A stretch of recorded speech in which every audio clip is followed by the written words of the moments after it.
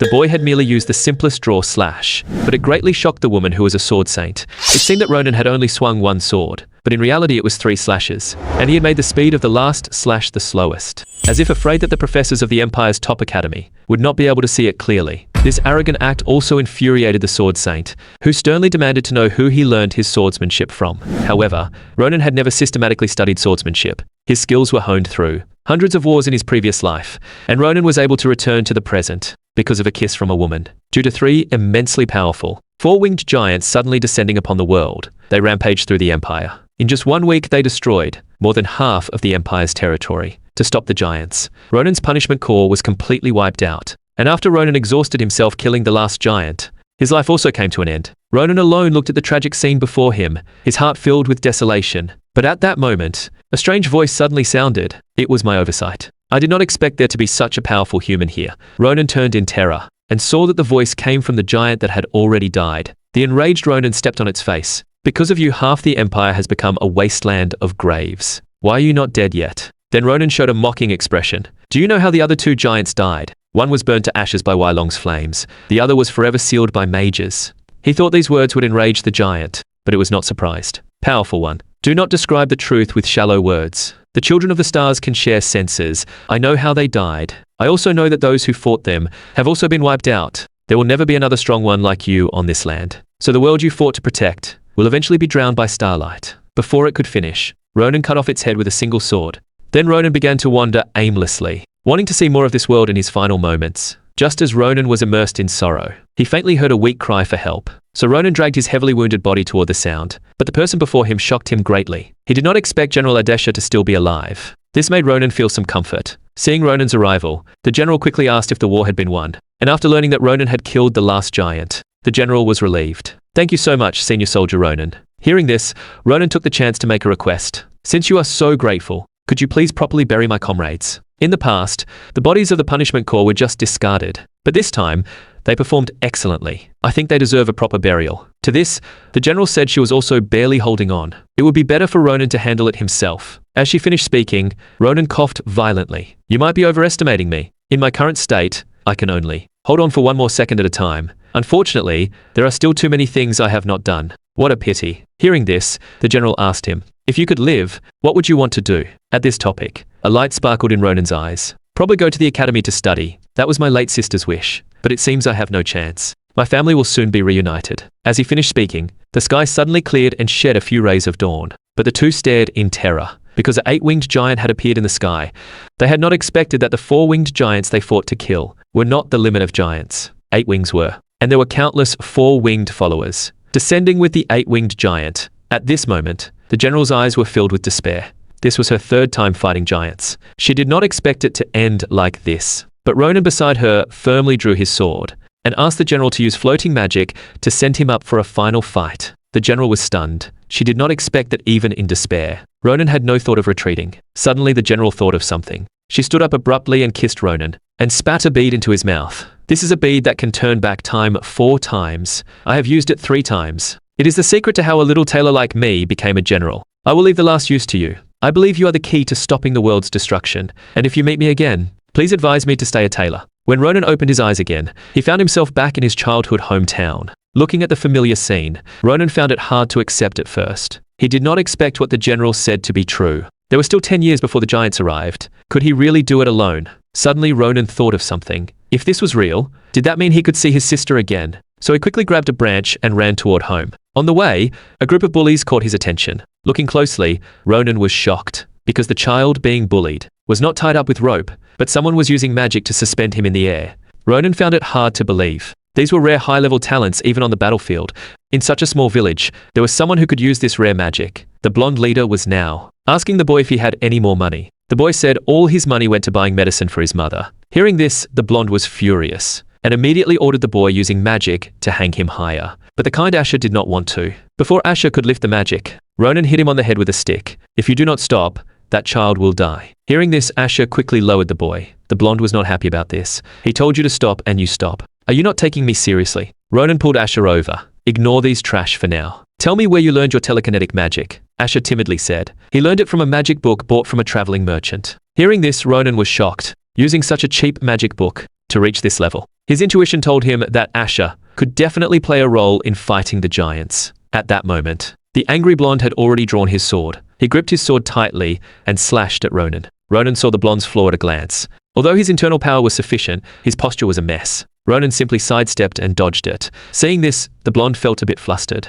but still thought it was a coincidence. You are lucky to have dodged that strike. If you kneel and beg for mercy, I will only take one arm and let you live, and I will take good care of your beautiful sister. Every time I see her, I cannot help myself. Before he finished, one of the blonde's ears left him. Ronan had not been this angry in a long time. His sister was his only reverse scale. He would never allow anyone to defile his sister. This scene scared the henchman nearby. He could actually use a branch to produce the power of a sword. They also knew they were no match. They handed over all their money to the boy and fled in disgrace. Then Ronan unilaterally made an appointment with Asher to meet here in 3 days, and said if Asher did not come, he would definitely come looking for trouble. Soon Ronan returned home, but he stopped at the door, afraid to go in. He did not know how to face his sister, nor did he know how to speak, because last time Ronan had left home without a word, and did not even see his sister for the last time. When he finally saw his sister, Ronan only said, "I am back," and handed her her favorite flowers. His sister was overjoyed. She did not expect to receive flowers from her brother in her lifetime, that boy who had always been stubborn since childhood. In her excitement, his sister asked if he wanted a few more dishes. Ronan looked at the 18 dishes and one soup before him and quickly waved no. After the meal, Ronan told his sister his idea of going to the academy. Hearing this, his sister was thrilled, and repeatedly confirmed if Ronan was serious, because she had wanted to send Ronan to the academy for a long time. After receiving the affirmative answer, his sister skipped to a corner.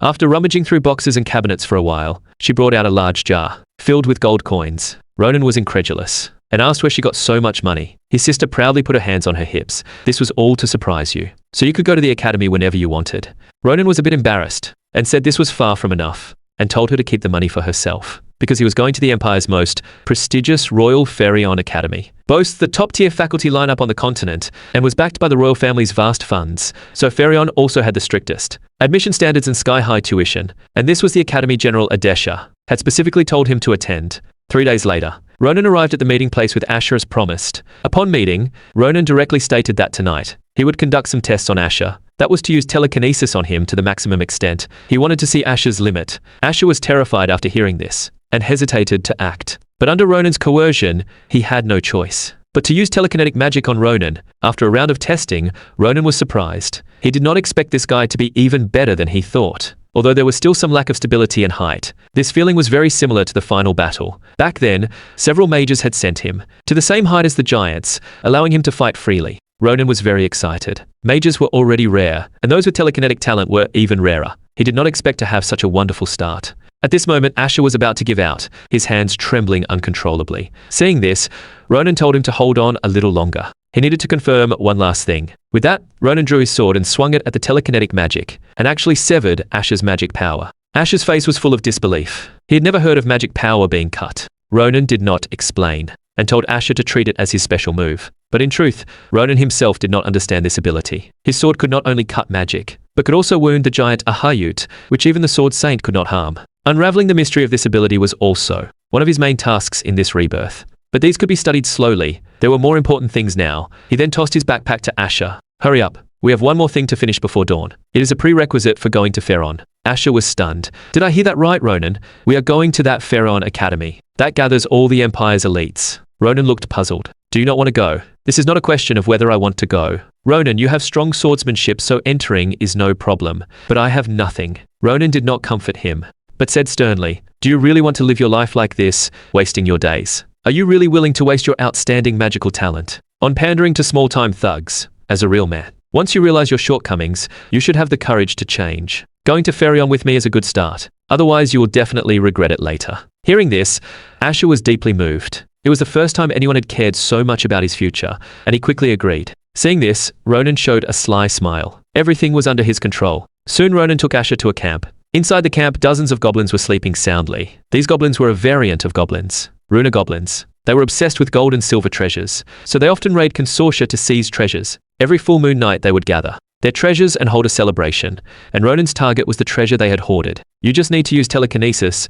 to move their treasures bit by bit into the bag. Is this task not especially simple? Asher was instantly terrified. "If they wake up, we are done for." Maybe we should go back and think of another way. Hearing this, Ronan was annoyed. When will you ever change this cowardly nature? To enter Feleon, we need two things. One is essential money, and the other is practical experience. This matter kills two birds with one stone. After Ronan's brainwashing session, Asher finally carefully used magic to move the treasures. Soon, Asher had moved all of the Runa Goblin's savings. Their tuition problem was solved. Looking at the ecstatic Asher beside him, Ronan did not hold back his praise. He had not expected Asher to adapt to real combat so quickly. This was really a treasure find. Just as the two were packing up to leave, a deafening shout came from not far away. Ronan felt something was wrong. His luck was as bad as ever. Sure enough, all the sleeping goblins were woken by the noise. The first thing they did upon waking was look at the treasure chest. Before the two could get far, they were already discovered by the goblins. The enraged goblins immediately grabbed their weapons and charged. Asher was so scared he collapsed on the ground. What do we do, Ronan?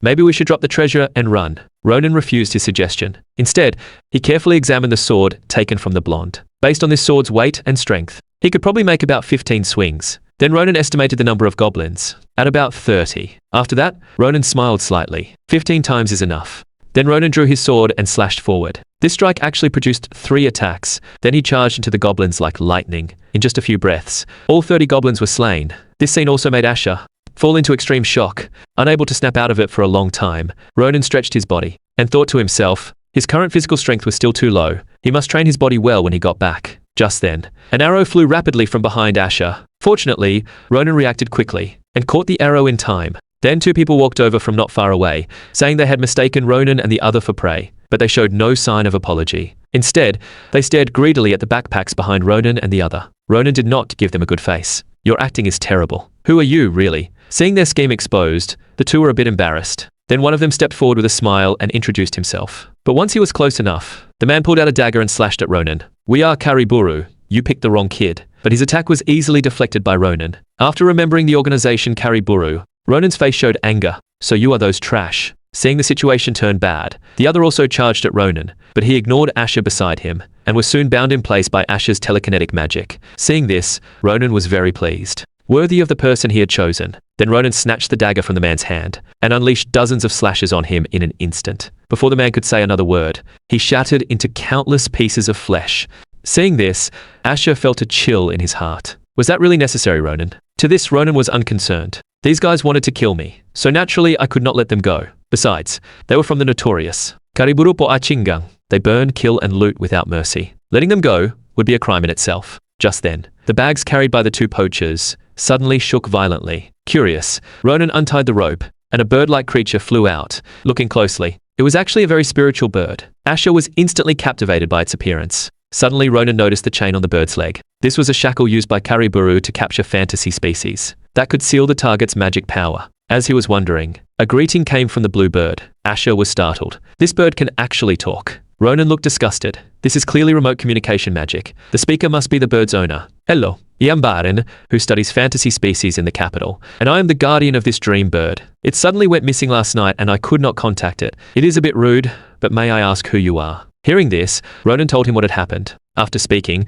he also cut off the shackle on the dream bird with one slash. This move moved the dream bird deeply. Then it flew in front of Ronan and frantically wiggled its butt. Fortunately, Baron explained in time after learning the situation. This means it wants you to pluck one of its feathers before it leaves, and a dream bird's feather has a special property. It can point toward the main body like a compass. It seems Orphe really likes you. When you come to the capital later, you can find us with this. Let me properly repay you. After saying that, Orphe shot toward the capital like an arrow. Its speed even amazed Ronan, and under Asher's reminder, Ronan finally noticed Orphe had left something in his hand. Early the next morning, Ronan and the other took their spoils to the market. After examining it for a long time, a merchant priced the necklace in his hand at 20 gold coins. Hearing this, Ronan finally showed a satisfied smile. Compared to this merchant group, the merchants he found before were simply con artists. After selling all the treasures, the two finally gathered the sky-high tuition for Feleon. Then Ronan took out an egg-shaped item, wanting the merchant to appraise it. And this was exactly what the dream bird had left before leaving.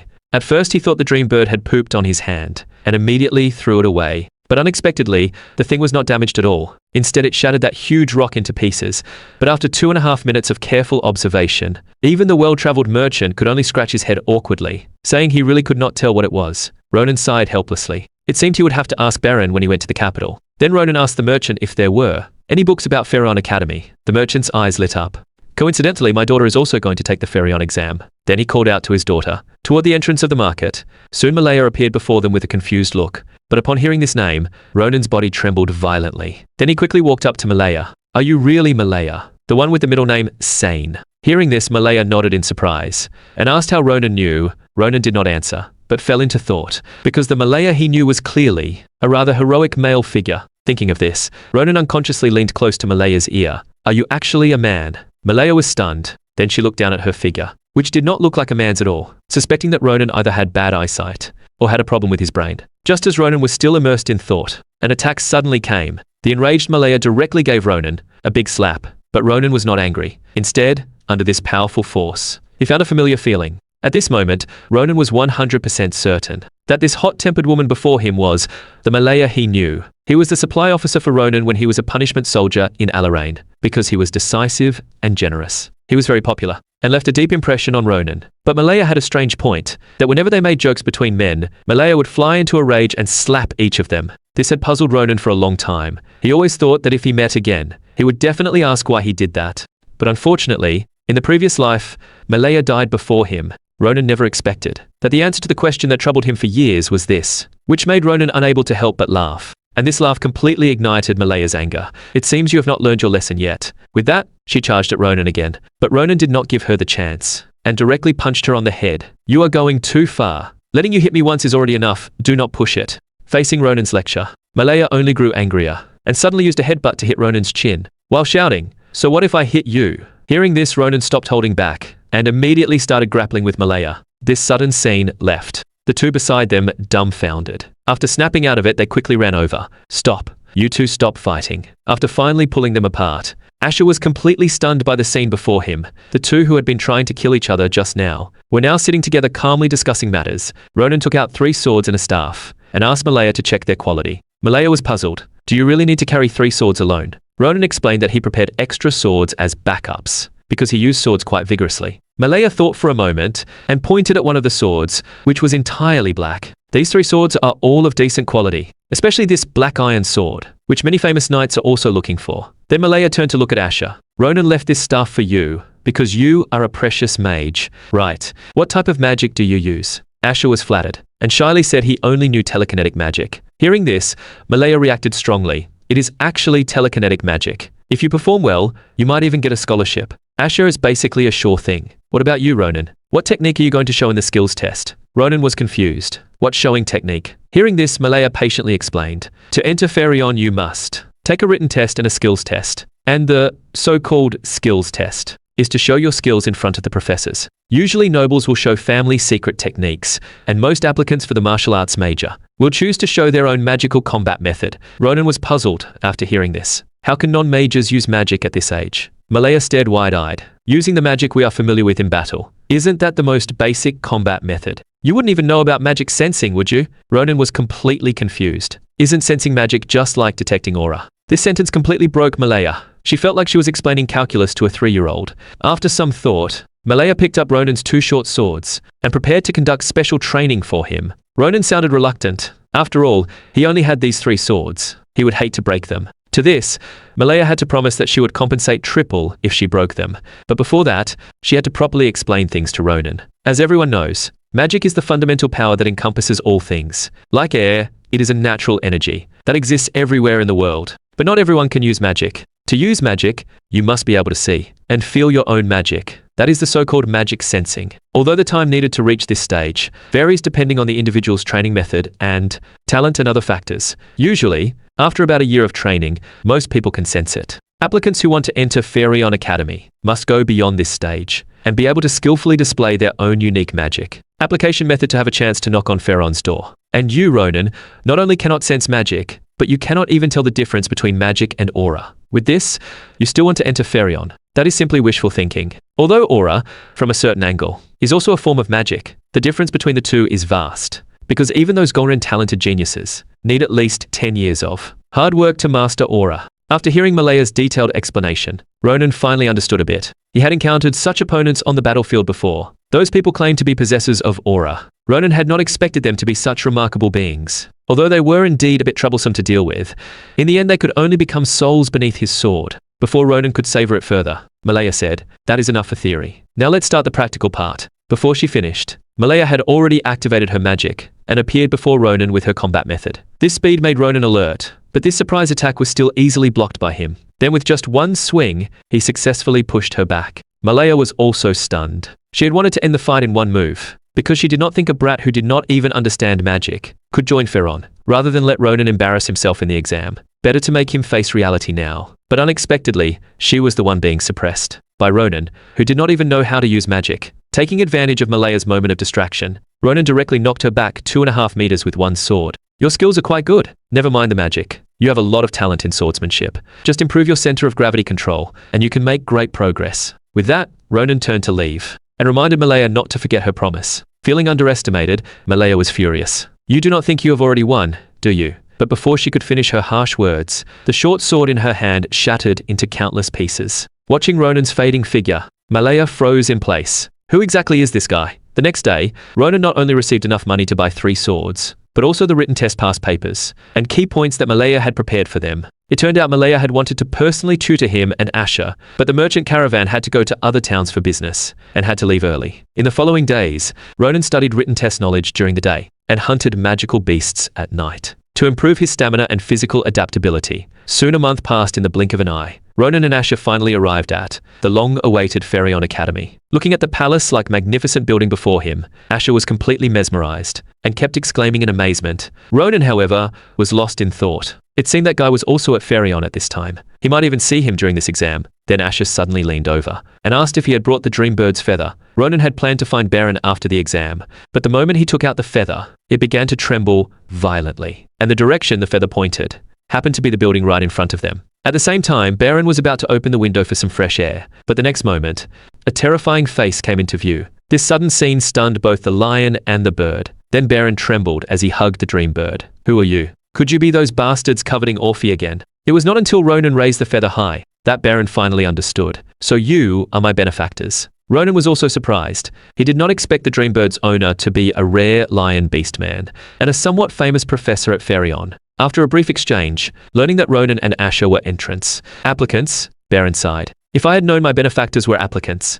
I would have written you a letter of recommendation. But do not worry, benefactors. Even if you fail, I have ways to help you. Before he could finish, Ronan interrupted his unlucky words. Then he handed over the egg left by the dream bird, saying it was what Orphe left before departing. Seeing Baron's expression grow more excited as he took the egg, Ronan was puzzled. What is so surprising about a bird laying an egg? Baron was very serious. Of course it is. After all, this is a dream bird's egg. I cannot even guess what kind of little creature will hatch from it. Hearing this, Ronan rolled his eyes. Isn't a bird egg just going to hatch a bird? Baron shook his head. A dream bird's egg is very special. A dream bird will absorb the inherent magic from its surroundings or objects and then lay an egg. For example, an egg nurtured in a lava zone will hatch into a flame bird covered in flames. An egg produced in a magical beast's nest will take the form of a magical beast. So sometimes what hatches may have nothing to do with a bird. Of course, you can also guess what the hatched dream bird will look like by the magic flowing from the egg. But Orphe's egg contains countless different kinds of magic,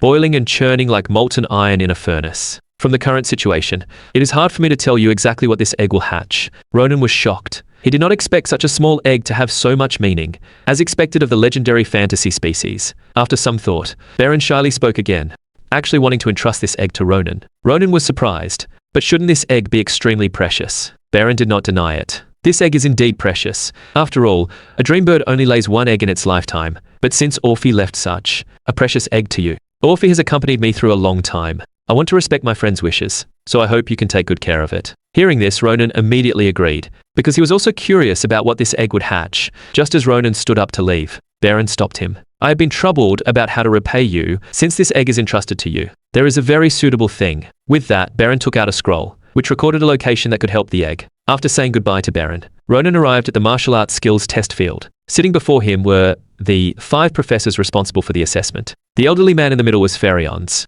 principal, the great mage Kratet, and the woman beside him was the swordsmanship instructor, the former Sword Saint Nabiroje. Just the two of them sitting there made Ronan feel a considerable pressure. After calming down a bit, he respectfully bowed to the professors present. After a brief exchange, the professors directly announced the test content. The magic engineering doll before you is your opponent today. Just show your skills against it. Hearing this, Ronan drew his sword. What I am going to show is nothing special. Just a quick slash. As soon as he spoke, two of the professors openly laughed. Every year there are some applicants like this. Just by looking at the magic engineering doll's appearance, they say such amusing things. You know, the magic engineering doll's defense is strong enough to resist aura, and it also has a fast self-repair function. It is an extremely sophisticated magical engineering product. Even that Shulripan, known as the strongest genius in swordsmanship, could only barely leave a scratch on the doll. The principal was also surprised, but he was more worried that Ronan would be intimidated by the professor's laughter.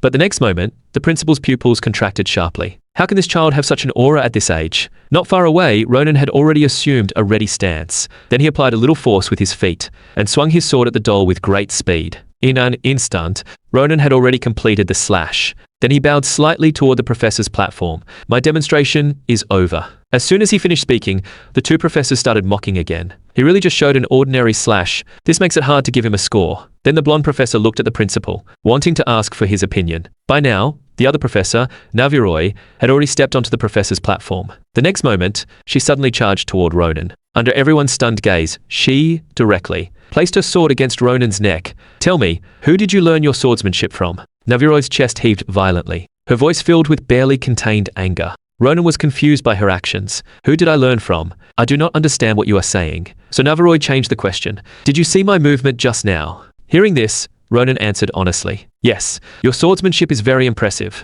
In less time than it takes to draw a sword once. You swung 3 times in succession. Upon hearing this, Nabiroje's mood eased slightly. That is right, just like what you just showed. Then Nabiroje suddenly changed her tone. But you arrogant brat. You deliberately slowed down the final horizontal slash, just in case we could not see your insignificant swordsmanship. What do you think this place is? Ronan was a bit embarrassed, because he slowed down the final slash not to look down on the professors, but because he was afraid the sword could not withstand the strike, so he adjusted the force. After all, this was the last sword he had left. But facing the furious Nabiroje, Ronan did not explain, because that reason was indeed a bit weak. Faced with this situation, the principal also did not know what to say, and could only awkwardly look away. And the two professors who had been mocking earlier both lowered their heads, because they really had not seen anything. After a moment of silence, Nabiroje sheathed her sword, and slowly walked back to the professor's platform. Just as Ronan thought it was over, Nabiroje suddenly turned back and glared at him. I will definitely teach you myself. The principal beside him looked at the fuming Nabiroje, who had returned to her seat, somewhat shocked.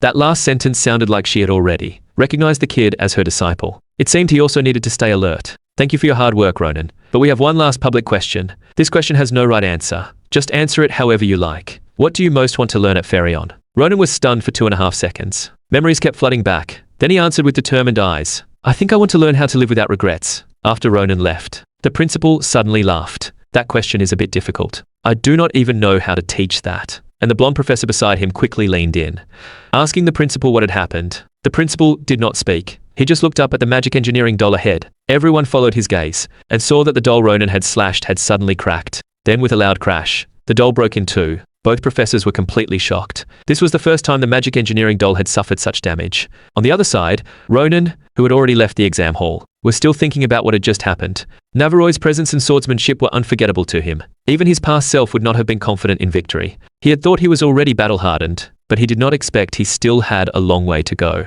Thinking of this, Ronan smiled slightly. It seemed the general was right to send him to Feleon. He firmly believed he could learn a lot here. Then Ronan walked toward the written test with confidence. After all, he had studied hard for a whole month, and had memorized all the knowledge points. But after the exam, Ronan was depressed. Seeing this, Malaya and Asha were confused. Did I not tell you to read all the books in your bag? How did you only study less than 30% of the material? It turned out Ronan had only taken a few books out to study at first.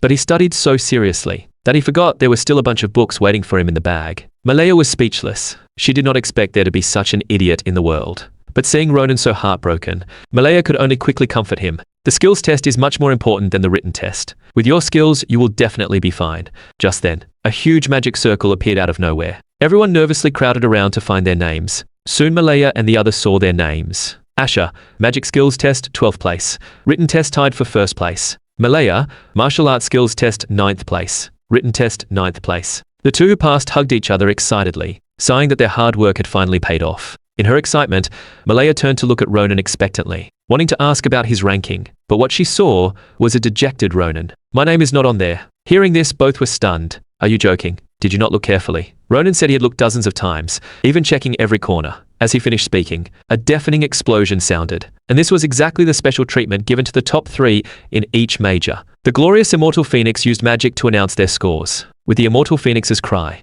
a fireball flew straight toward Ronan. As the fireball exploded before him, it clearly displayed Ronan's scores. Martial arts skills test 1st place. Written test 12th place. Comprehensive major ranking 2nd place. Malia and the other hugged Ronan excitedly. They did not expect that he could get 2nd place just with his skills test. Ronan was also surprised, and could not help admiring the professor's judgment. But suddenly Ronan remembered something. Oh no, since I am first in the skills test, that means that guy lost to me. With his personality, he would definitely not let it go. Before Ronan could slip away, a cold voice came from behind him. So you are the 1st place in the skills test. The newcomer was the future Sword Saint Shulripan, known as the Empire's rising star. Ronan panicked, and quickly said he had mistaken him, because Shulripan had an extremely strong competitive nature, and could not tolerate anyone being better than him at swordsmanship. Hearing this, Shulripan's brows furrowed. Why are you lying? To this, Ronan spread his hands, determined not to admit it. Who says I am first just because you say so? Everything needs evidence. Shulripan sneered. Then I will prove it to you.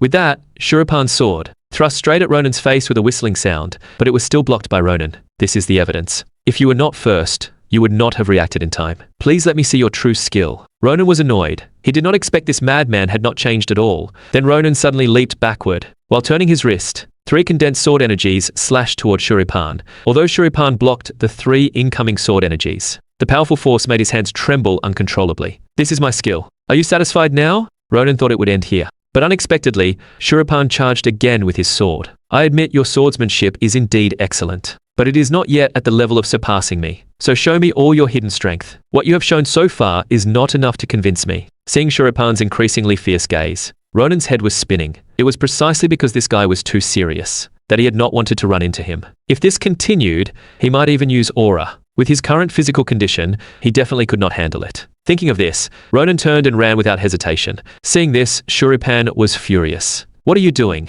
How can you turn your back on an enemy in battle? But Ronan did not care at all, and rushed straight behind Asher, using him as a human shield. Seeing this, Shulripan did not dare to attack recklessly. You despicable bastard. Using a woman as a shield, you are not worthy of being called a knight. To this, Ronan smiled slyly. You really have not changed. Even if it means death, you still follow that so-called chivalry.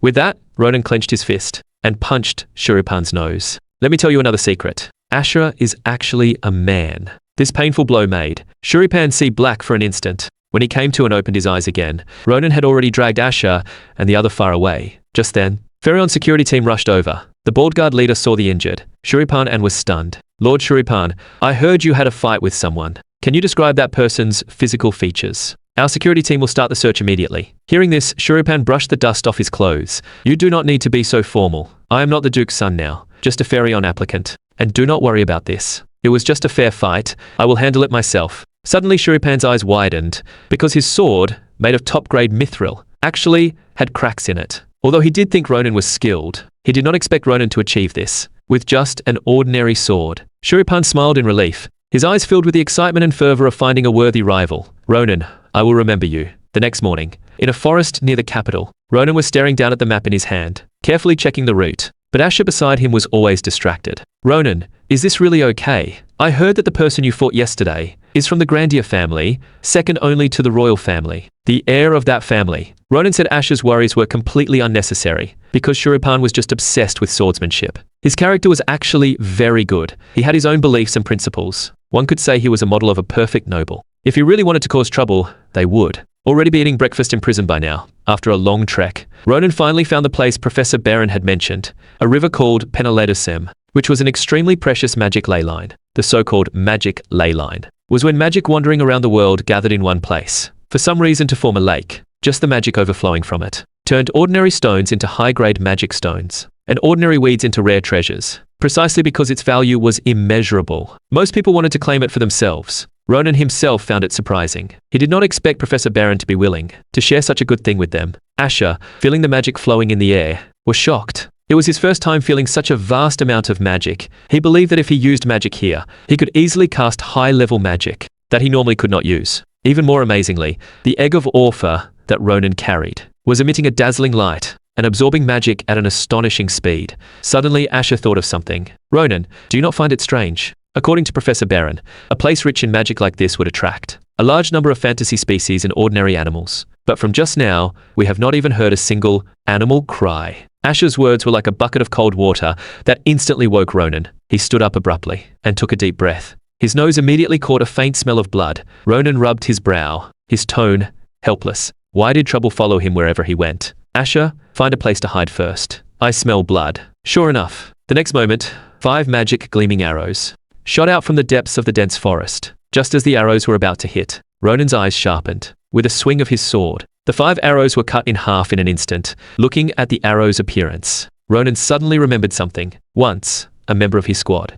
had come from Kariburu, and Ronan had learned a great deal about Kariburu from him. These specially made arrows were only used by hunter-level members who had successfully poached over 100 times. Meanwhile, the poachers who had witnessed all this were full of surprise. What is up with that guy? He cut down all the arrows with just one swing. Before they could discuss a strategy, Ronan was already rushing toward them at high speed. The purple-haired leader snapped out of it and quickly ordered the others to spread out and attack. Ronan thought to himself, the hunter level was indeed different from the 2 small fry he had encountered before. He had to find a way to keep them here. Then Ronan stopped and shouted to them, do not attack, I am on your side. This made the poachers pause. What nonsense are you talking? Seeing they were suspicious, Ronan continued, I am a Hayut, the youngest hunter in the Damas branch. Hearing this, the group regrouped, but the purple-haired leader was still suspicious. How could a kid who had not even grown all his hair be the same rank as him? Ronan immediately showed a provocative smile, his tone carrying a hint of disdain. Just because you cannot do it does not mean others cannot. If you do not believe me, go ask Wild Wolf at your branch. The purple-haired leader was furious and grabbed Ronan's collar. Are you looking for death, kid? Seeing this, the other members quickly intervened. Calm down. After all, this guy does know a lot of information that only we insiders know. I think we should confirm with the captain first. In case it is real, causing a conflict with other branches would not be good. Their argument also alerted the captain not far away. Did I not tell you to stay quiet and keep watch? Why is it so noisy here? The oppressive presence of Wild Wolf scared everyone still. The purple-haired man quickly walked over to the bald man and told him everything that had happened. The bald man's expression darkened after hearing this. According to the rules, this is our Demira branch's territory. What are you doing here? Ronan suddenly burst out laughing. Sorry, I'm not really sure. After all, I am not a Hayut. Before he finished, Ronan's sword was drawn again. The 4 poachers beside him were instantly killed. The bald man's face changed dramatically, and he quickly reached for the sword at his waist, but Ronan gave him no chance to react and rushed forward in one step. Another flash of cold light. The bald man was decapitated. Then Ronan threw a piece of paper in front of the purple-haired man. If you want to live, draw all the locations of every branch. You know one here. Soon, the purple-haired man handed the drawn map to Ronan and said tremblingly, you promised to spare my life. You will keep your promise, right? Ronan did not speak, but answered with his actions. Of course not. I often say one thing and mean another, but just as Ronan was about to turn back, the egg in his bag suddenly trembled violently. Before Ronan could untie the bag to check, Asher beside him turned pale and pointed into the distance, trembling. At the bodies of the creatures killed by Kariburu, the dark red blood suddenly rose from the ground and flew into the air. In no time, the scattered blood gathered into a surging wave of blood, rushing toward the 2 of them. Ronan immediately gripped his sword and assumed a battle stance, but the egg at his waist suddenly burst out of the bag and shot straight into the center of the blood wave, greedily absorbing the blood's energy. This strange scene filled Ronan with doubt, but what he was certain of was that the creature hatching from this egg was definitely not simple, until the blood wave was completely absorbed. Cracks rapidly spread across the eggshell. Unable to contain his excitement, Ronan leaned in, but was hit on the nose by a swift strike. When he came to, he saw a pitch-black strange creature before him. The 2 stared at the little creature's peculiar appearance in surprise, and wondered where Orphe had absorbed that energy from. Ronan tentatively reached out his hand, and the little creature affectionately rubbed its head against his fingertip. But thinking of his handsome face being hit, Ronan still pretended to be angry and muttered, although you are quite cute, your way of greeting is way too exaggerated. You actually hit me right away. As soon as he finished speaking, a magic circle formed above the little creature's head. Under the light of the circle, the swelling on Ronan's face instantly faded. Ronan was both surprised and delighted. He did not expect this little guy to know healing magic. And just as Ronan was about to name it Sita, the little creature suddenly looked alert and shot off in one direction. Seeing this, Ronan was surprised. He did not expect this little guy's perception to be so strong right after birth. And what Sita was chasing was Kariburu's survivor, Balrus. This guy had only gone to the bathroom and came back to find all his teammates dead. After hiding behind a tree and witnessing the entire hatching process, he was so scared he ran away. But he tripped over a tree root not far away. Sita immediately pounced on him and kept absorbing blood from his wound. This scared Balrus badly, and he quickly begged for mercy. Fortunately, Ronan arrived in time to stop Sita. but Ronan had no intention of killing him. Balrus, are you injured? Balrus slapped his head, his face full of fear. Thanks to you, I am fine. But how do you know my name? Before he finished, Ronan had already placed his sword against his neck. You do not need to know that. In any case, I am glad to see you again. It turned out that Balrus was the one who had left Kariburu and joined his squad in the previous life. A smile tugged at Ronan's lips. This talkative friend from Kariburu, I happen to have a favor to ask of you. But you should know, I am not asking you. Hearing this, Balrus immediately broke down in tears and quickly said that as long as his life was spared, he would do anything. After settling Balrus, Ronan took Asher back to the magic ley line. Professor Baron had said the spring water there was also very precious, so he filled a bottle to check the price. To Ronan's surprise, Malaya's father was actually willing to buy it. At the high price of 20 gold coins per bottle, Ronan was overjoyed. He could easily achieve financial freedom just by selling the spring water. On the way, Asher could not help gossiping, asking what Ronan planned to do with the money. After all, Ronan was in second place. Not only was his tuition fully waived, but he also received a substantial scholarship each year. Ronan thought for a moment. The entrance ceremony was in a few days. I want to bring my sister to the city, soon. Ronan's sister Ilya was brought to the city, and the first thing Ilya did when she saw Ronan was anxiously ask if he had done anything illegal, because the carriage Ronan sent to pick her up was too luxurious. Ronan smiled and told her not to worry. Then he took her shopping at various noble clothing stores. Ilya looked at the lavish clothes with some apprehension. I know you have made some money recently, but giving me such expensive gifts is too much. Ronan did not mind. After all, his sister had suffered a lot for him before. Now it was time for her to enjoy life. His sister was moved to tears. The little guy had finally grown up. Then she excitedly danced and ran to the door. Everyone, come and see. Look at what a good child my brother is. After buying out the entire store, Ronan planned to take his sister out for a big meal. But when he opened the door, he was stunned. Shulripan was standing at the entrance, asking why he had spent so long in there.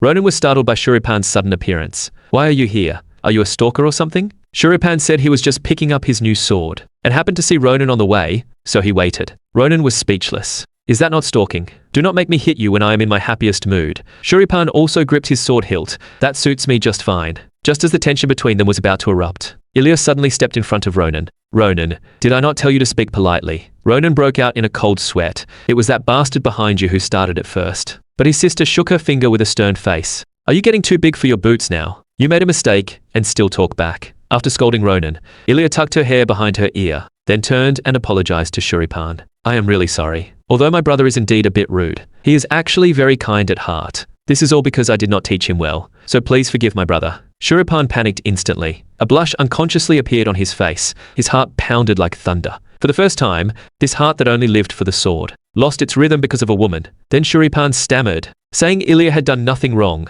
He was the one being too rash. Ilya was overjoyed and excitedly grabbed Shulripan's hand. I did not expect you to be so generous. I am truly glad Ronan has a friend like you. This sudden move made the already flustered Shulripan's mind go blank. He felt like he could barely breathe and quickly pulled out a pure gold identity token. I am sorry for interrupting your time together. This is my family's identity token. It is valid everywhere in the Empire. Consider it my apology. Last time even my sword was damaged. Ronan's sword must be in even worse shape. If you want to buy a sword, you can go to the largest workshop at the far west end of Workshop Street. It has been around for 500 years, although it is hard for ordinary people to get in. With this token, you can enter freely. After saying that, Shulripan fled in embarrassment. Ronan beside him was questioning life, unable to say a word, because this token alone was enough to buy a small city. Was this really the Shulripan he knew? Soon the entrance ceremony officially began. Principal Craddock walked onto the stage and announced, "Welcome to the 791st batch of geniuses. The entrance ceremony now begins." Then came an incredibly long speech. That made Ronan yawn. But just then, the principal snapped his fingers. The sky split open, revealing a pale purple spatial rift. With a flash of light, everyone was transported to an arena before they could recover. The principal said, "Now for the final item of the ceremony, the senior-junior meeting." This so-called meeting was a special event, unique to Feleon Academy. The first and second place freshmen could choose any one of the top 4 sophomores, hold a one-on-one real combat match. Although freshmen had the right to refuse, Ronan did not plan to give up, because he wanted to use this chance to show his sister that he already had the strength to protect himself from being bullied outside. Thinking of this, Ronan looked at the principal and said that if possible, he wanted to challenge all 4 seniors at once. As soon as he said this, all the teachers below were stunned. The 4 seniors' eyes were full of shock and anger. The principal quickly looked at Nabiroje beside him, asking if she agreed to Ronan's request. Nabiroje strongly supported it. Let us do as he says. After all, Feleon's greatest principle is strength above all. If things get out of hand, I will intervene in time. After weighing the pros and cons, the principal finally agreed to Ronan's request. and his sister in the audience was full of worry, telling Ronan to give up immediately if something felt wrong. Ronan waved his hand with a smile, signaling her not to worry. With the principal's command, Nastu turned into a blur and charged first. Ronan ducked just in time, his expression showing some surprise. This guy's speed was actually several times faster than Malaya, who was using magic combat methods. Before he could think further, Elena also attacked fiercely with twin short swords. As Ronan parried, Kalen's spear thrust like a viper at his vital spot. Seeing he could not dodge in time, Ronan quickly raised his sword to block, but the powerful force knocked him back several meters. Before he could get up, Bramba behind him raised a giant sword as tall as a man. Ronan, why did you make such a choice? I wanted to fight you fair and square. With that, he brought the sword down with all his might, and the other three had already prepared for follow-up attacks. This series of assaults made Ronan praise them repeatedly. Each one was highly skilled individually, and their coordination is extremely tacit. Then his figure suddenly vanished before the four. All their attacks hit nothing. Just as the four were puzzled, Ronan rushed forward at great speed and moved like a ghost among them, landing heavy blows on each of the three, with only himself left. Bramba excitedly charged forward with his sword, but in the moment Ronan swung, he vaguely saw the figure of Professor Nabiroje. When he came to, his giant sword had already been shattered by Ronan. The scene first fell into dead silence, then erupted with cheers that shook the sky. No one expected a freshman to single-handedly defeat the top four sophomores. The defeated four stood there questioning their lives, but Ronan did not care about that. His gaze went straight to his sister in the audience. His sister was excitedly grabbing a stranger's arm and cheering loudly. Did you see that? That person is my brother. After some thought, Ronan walked up to the four who were questioning life and bowed deeply at 90 degrees. Seniors, you have worked hard. Your strength exceeded my expectations. Thanks to you, I learned a lot from this exchange. I am truly grateful that you accepted this ignorant junior's challenge. I hope you can forget my rudeness today and continue to guide me in the future. Malaya and Asher below were stunned, wondering if Ronan had taken the wrong medicine. The seniors also looked at each other, not knowing what to say. And Bramba, who had been so sad just now, suddenly jumped up. He did not expect this junior to be not only ridiculously strong, but also so polite. Then he raised Ronan's hand high. You do not need to be so humble. You won against us fair and square with skill, so you can rest assured. Because that is Feleon's principle. Ronan grinned. He had not only proven with real strength that he could protect himself, but also subtly shown his sense of propriety. His sister would definitely not have to worry about him anymore. Sure enough, his sister in the audience was already in tears, and in the corner of the stands, a purple-haired woman watched Ronan, a meaningful smile curling at her lips. What an interesting guy. That night, the Feleon banquet hall was brightly lit. Asher was stunned by the lavish scene, but Malaya did not care, and grabbed a shiny roasted lamb leg to stuff in her mouth. Seeing Ronan arrive late, Asher asked if he had already sent his sister off. Ronan nodded. She kept reminding me of various things before leaving. I took some time to put her mind at ease, just in case. I also sent Sita to protect her. Then Ronan picked up a chicken leg to feast, but Shulripan suddenly appeared behind him. Can you really eat in peace now, Ronan? Ronan turned pale with fright. You are like a ghost. What exactly do you want? Shulripan pulled out a small notebook. With a serious face, I just came to confirm something very important with you. Where is Miss Ilya's hometown? How are the road conditions back? Is the security there adequate? Are there often bandits around? Ronan was dumbfounded. Is that what you call very important? Shulripan's expression darkened. This is of course important. I am sure you sent guards to protect her, or at least hired a mercenary group. Otherwise you would be worse than a criminal in Rodland. Ronan instantly bristled. I sent something more reliable than a mercenary group. As long as a dragon does not suddenly appear, my sister's safety will not be a problem, so you do not need to worry. But Shulripan suddenly froze, cold sweat beading on his forehead. Does that mean if a dragon does appear, Miss Ilya would be in danger? Ronan's head was spinning. You madman, that is enough. Why are you meddling in my sister's affairs? She is my sister, what is it to you? This question left Shulripan speechless, stammering without an answer. Just as the atmosphere grew awkward, a voice with a hint of laughter interjected. How interesting. I did not expect the wolf of the Grandier family to be so noisy. Shulripan turned around. His face immediately showed disgust. What are you doing here again? The newcomer was Elbet, first place in the Magic Major. Do not misunderstand, I am not here for you, because I am only interested in Ronan now. Hearing this, Shulripan relaxed. It seems Ronan has piqued your twisted interest. Anyway, I have already said what I needed to say. Do as you please. With that, he turned to leave. But after a few steps, he looked back. Ronan, I think sending my family's guard would be safer. Ronan's veins bulged. I beg you, just go away. After Shulripan left, Elbert took out a purple brooch and handed it to Ronan. I came to you with a proposal. Ronan's pupils contracted sharply at the brooch, because in the previous life, General Adeshan had also given him an identical brooch. The Akarusia family, along with Shulripan's Grandier family, were known as the two pillars of the empire. Unlike nobles who valued bloodline, The House of Akarothia has always upheld a family ethos centered on talent and ability.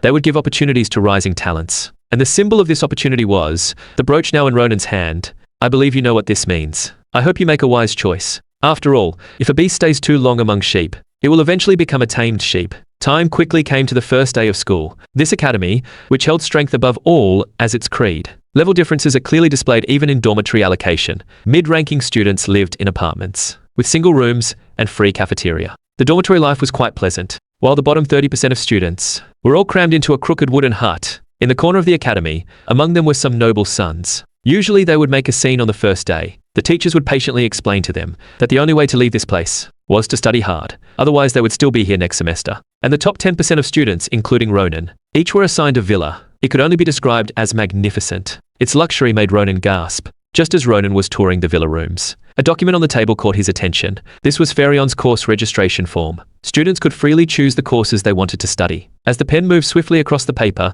Ronan looked at the completed form with satisfaction. He had chosen almost 2/3 of the courses. After finishing, Ronan's lips curled up, already looking forward to the fulfilling life ahead. But that expectation shattered the next day. On the basic swordsmanship training ground, the teacher was staring at him seriously. "Student Ronan, you do not need to come to this class anymore." Ronan was stunned. "Teacher, class just started." Hearing this, the teacher suddenly laughed. "That is exactly what I wanted to say. In just this short time, you have already learned all the moves of imperial swordsmanship and can execute them perfectly. If you stay here, the other students will question their lives." With that, the teacher gave him his first course completion certificate. Then, whether it was archery practical class or magical beast hunting practice class, basically, he completed all courses early without exception. With nothing to do, Ronan sat by the academy's small river, lost in thought. He did not know how long passed. Nabiroje suddenly appeared beside him. "Should you not be in class right now? What are you doing here?" Before Ronan could answer, she chuckled lightly. "I think I understand. You have probably finished all your courses." Ronan sighed. "I thought Feleon would be something special. This is far from what I imagined." Nabiroje did not refute. After all, this boy could imitate her unique sword technique with about 70 or 80% accuracy after seeing it once. His talent is truly extraordinary. Then Nabiroje unstrapped her sword. "As a member of Feleon's faculty, I do not like hearing that." With that, she signaled for Ronan to hand over his sword. "Let me give you a proper lesson." Just as Ronan was puzzled, a sword energy infused with magic rushed past him. The next second, the lake behind him exploded. A wall of water dozens of meters high rose abruptly, but Nabiroje sighed. Sure enough, using this kind of scrap iron can only achieve this much. This junk that cannot even carry magic cannot be called a weapon. It only weakens the wielder's power. With that, Nabiroje slowly drew her own sword, with just a casual swing like before. She split the entire lake in two. The power was dozens of times stronger than just now. Ronan was stunned. It was the same posture, the same force. But why was the difference so great? He had always thought of weapons as mere consumables. Seeing his dumbfounded expression, a satisfied smile curved at the corner of Nabiroje's mouth. "I think you know what you are lacking now. Although it seems you cannot use magic, I believe you will one day master it. Even if it is just to eventually incorporate magic into your sword techniques. You need to first have a weapon that truly suits you."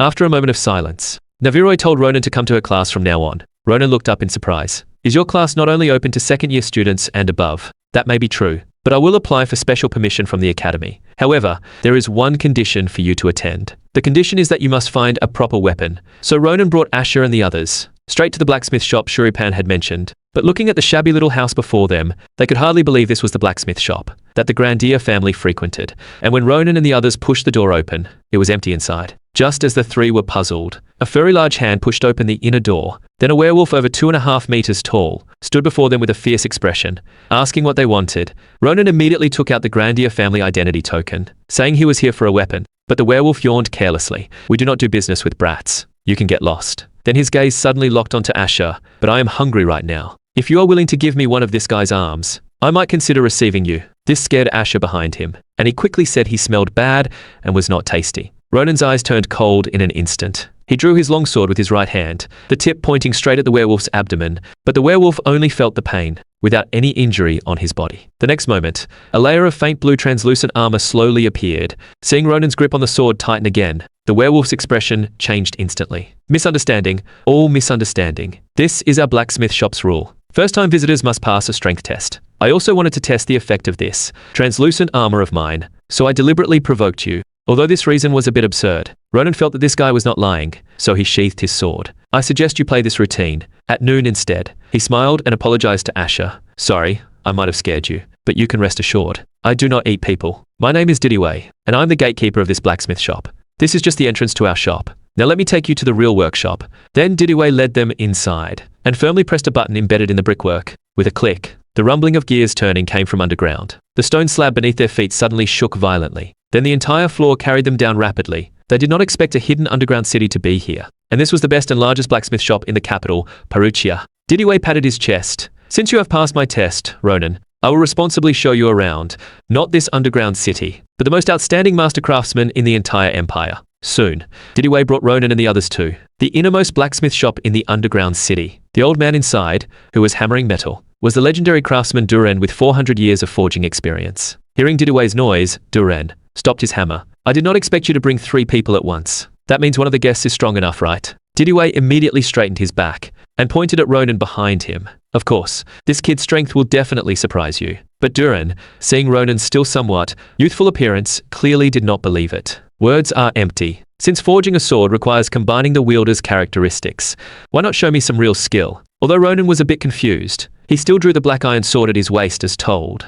But Duran's expression darkened instantly upon seeing the black iron sword. Can this junk even be called a weapon? Before he finished speaking, he suddenly snatched the black iron sword, then raised his hammer and struck down. The black iron sword broke in half on the spot. "Have you always been carrying this kind of trash around and calling it a weapon?" Ronan's face immediately darkened. This was the most comfortable sword he had, chosen from hundreds. "Old man, do you know what you are doing?" But Duran casually pointed not far away. "You can pick any sword from the shop. Consider it a welcome gift from me. I can guarantee that any sword here is hundreds of times better than your broken sword." Hearing this, Ronan was stunned. He turned to look at Didiwei beside him, and seeing the other nod, he decided not to be polite, and picked a mithril sword gleaming with cold light from the pile. Although the moment he held the sword, Ronan did feel it was different. He still had some doubts. Could the gap really be that big? Then Ronan hesitantly looked at Duran.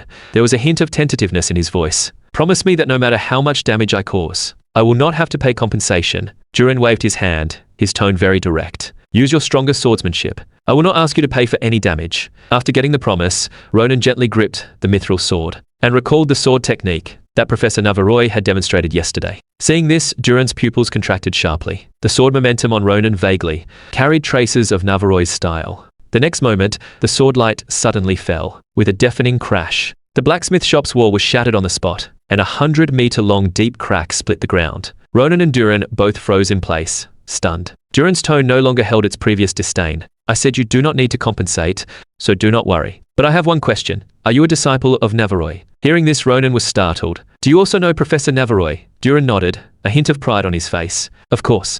The flying sword Alusha in her hand was forged by me. It is one of the rare masterpieces in my 400 years of blacksmithing." Then he suddenly laughed heartily and gently patted Ronan's shoulder. "I did not expect you to be able to swing such a powerful slash without using magic. I have not seen a swordsmanship genius like you in nearly 100 years. Then Duran frowned again. "But your strength being too great is also a problem. Making a suitable sword for you will not be easy. After all, even the mithril sword, known for its hardness, could not withstand your use. Ordinary materials simply cannot bear your power. The finest refined iron mixed with special materials is needed." As soon as he finished speaking, Ronan's eyes lit up, and he quickly searched himself. Then Ronan took out Sita's eggshell and handed it to him. "This is a dreambird's egg. It is the hardest thing I have ever seen. Maybe it can be used as material." After taking the eggshell, Duran immediately began hammering, but after a few strikes, Duran was shocked, because this hammer made of mithril could not leave a single mark on the eggshell. Duran's eyes lit up instantly. Holding the eggshell, he eagerly looked at Ronan. "I did not expect there to be such material in this world. Can I really use it for forging?" Hearing Ronan's affirmative reply, Duran beamed with pride and patted his chest. "Come back in half a month to pick up the sword. I will definitely forge the best sword in the entire capital for you." Ronan smiled with satisfaction and was about to leave with Malaya and the others, but unexpectedly, Duran called them back. "You two who came in with a distinguished guest, since you are here, you should not leave empty-handed. You can find other blacksmiths to forge weapons for you. Just say I sent you, and they will not neglect you." With that, Duran began swinging his hammer again. "Although I would like to take you there myself, I am sorry. But right now my mind is full of how to refine this material. I have no heart for anything else." And with the clanging sounds, Duran's face grew even more flushed. "The sound of striking this material is truly exciting. Forgive me for my behavior." Ronan and the three were stunned. No wonder Didiwei said on the way that this Duran had a somewhat eccentric personality and told them not to mind. Then Ronan took Malaya and Asher to find a decent blacksmith and chose the top-grade materials without hesitation. Ronan did not feel any pain at all. because with the identity token Shulripan had given him, all expenses here were covered by the Grandia family. During the 2 weeks of waiting, with nothing to do, Ronan could only wander around Feleon. But he accidentally stumbled upon Professor Nabiroje's specialized training ground. Looking at the impressive teaching building before him, he could not help but wonder. Nabiroje had told him to find a real weapon before coming to class. The weapon he got from Duran now should meet her requirements. But before he could sort out his thoughts, Nabiroje had somehow appeared beside him. Before Ronan could speak, Nabiroje reached out and grabbed his ear. "Long time no see, Ronan. I told you to come to my class as soon as you found a weapon. Why are you only coming now?" Ronan wanted to explain, but Nabiroje directly dragged him toward the classroom. "Save the excuses for the way. Come with me first." Soon, Ronan was pulled into the training ground by Nabiroje. Then Nabiroje crossed her arms and said to everyone present, "This kid stole the show at the meeting. You all probably know him already, so I will not introduce him further. From today on, he will be taking class with you all." As soon as she finished speaking, the crowd erupted. Of course, there was also mocking from some troublemakers. Ronan did not pay them any mind. His gaze swept across the crowd and landed on some familiar faces. Not only Bramba and Nastu, who he had crossed swords with at the senior meeting, but even his old rival Shulripan was among them. Just then, a figure rushed over hurriedly. Breathlessly, she explained her lateness to Nabiroje. Nabiroje did not scold her after hearing this. Instead, she introduced Ronan to her. The girl immediately smiled gently and turned to Ronan. "Nice to meet you, Ronan. I am the teaching assistant for this course. Adeshan, a third-year martial arts major." Ronan froze on the spot. He never expected that. The woman who, with her exceptional command ability, became the first in history to rise to the position of Grand General, the steel-strong woman known to the world as General Adeshan, would appear like this before his military service. But this surprise was quickly replaced by confusion.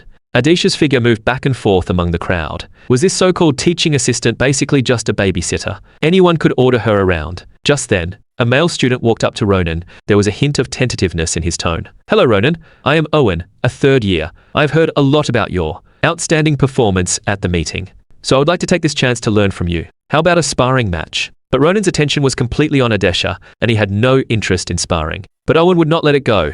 He suddenly turned and shouted at Adeshan, "You idiot over there. Bring me my practice spear." Hearing this, Adeshan quickly nodded. "Okay, I will get it right away." But when she ran over with the spear, Owen deliberately found fault. "How long has it been since I switched to short spears? Why are you still bringing me a long spear, you idiot?" Adeshan explained softly. "Sorry, Owen, because you used a long spear in the last class." Before she could finish, Owen raised the long spear and hit her hard on the head. "As a teaching assistant, is it acceptable that you cannot even remember this? You were not even qualified to attend this class. You begged Nabiroje for this opportunity, yet you cannot even handle such a small matter." Before Owen could finish, Ronan had already grabbed his long spear with a dark expression. "I accept your sparring request. So come and duel with me, you ill-mannered fool." Because in Ronan's heart, General Adeshan was the person he respected most. Besides his sister, he would never allow the general to be bullied by such scum. Seeing this, Owen smirked. "Did you not want to spar just now? Could it be that you are standing up for this idiot? Or do you two have some secret relationship?"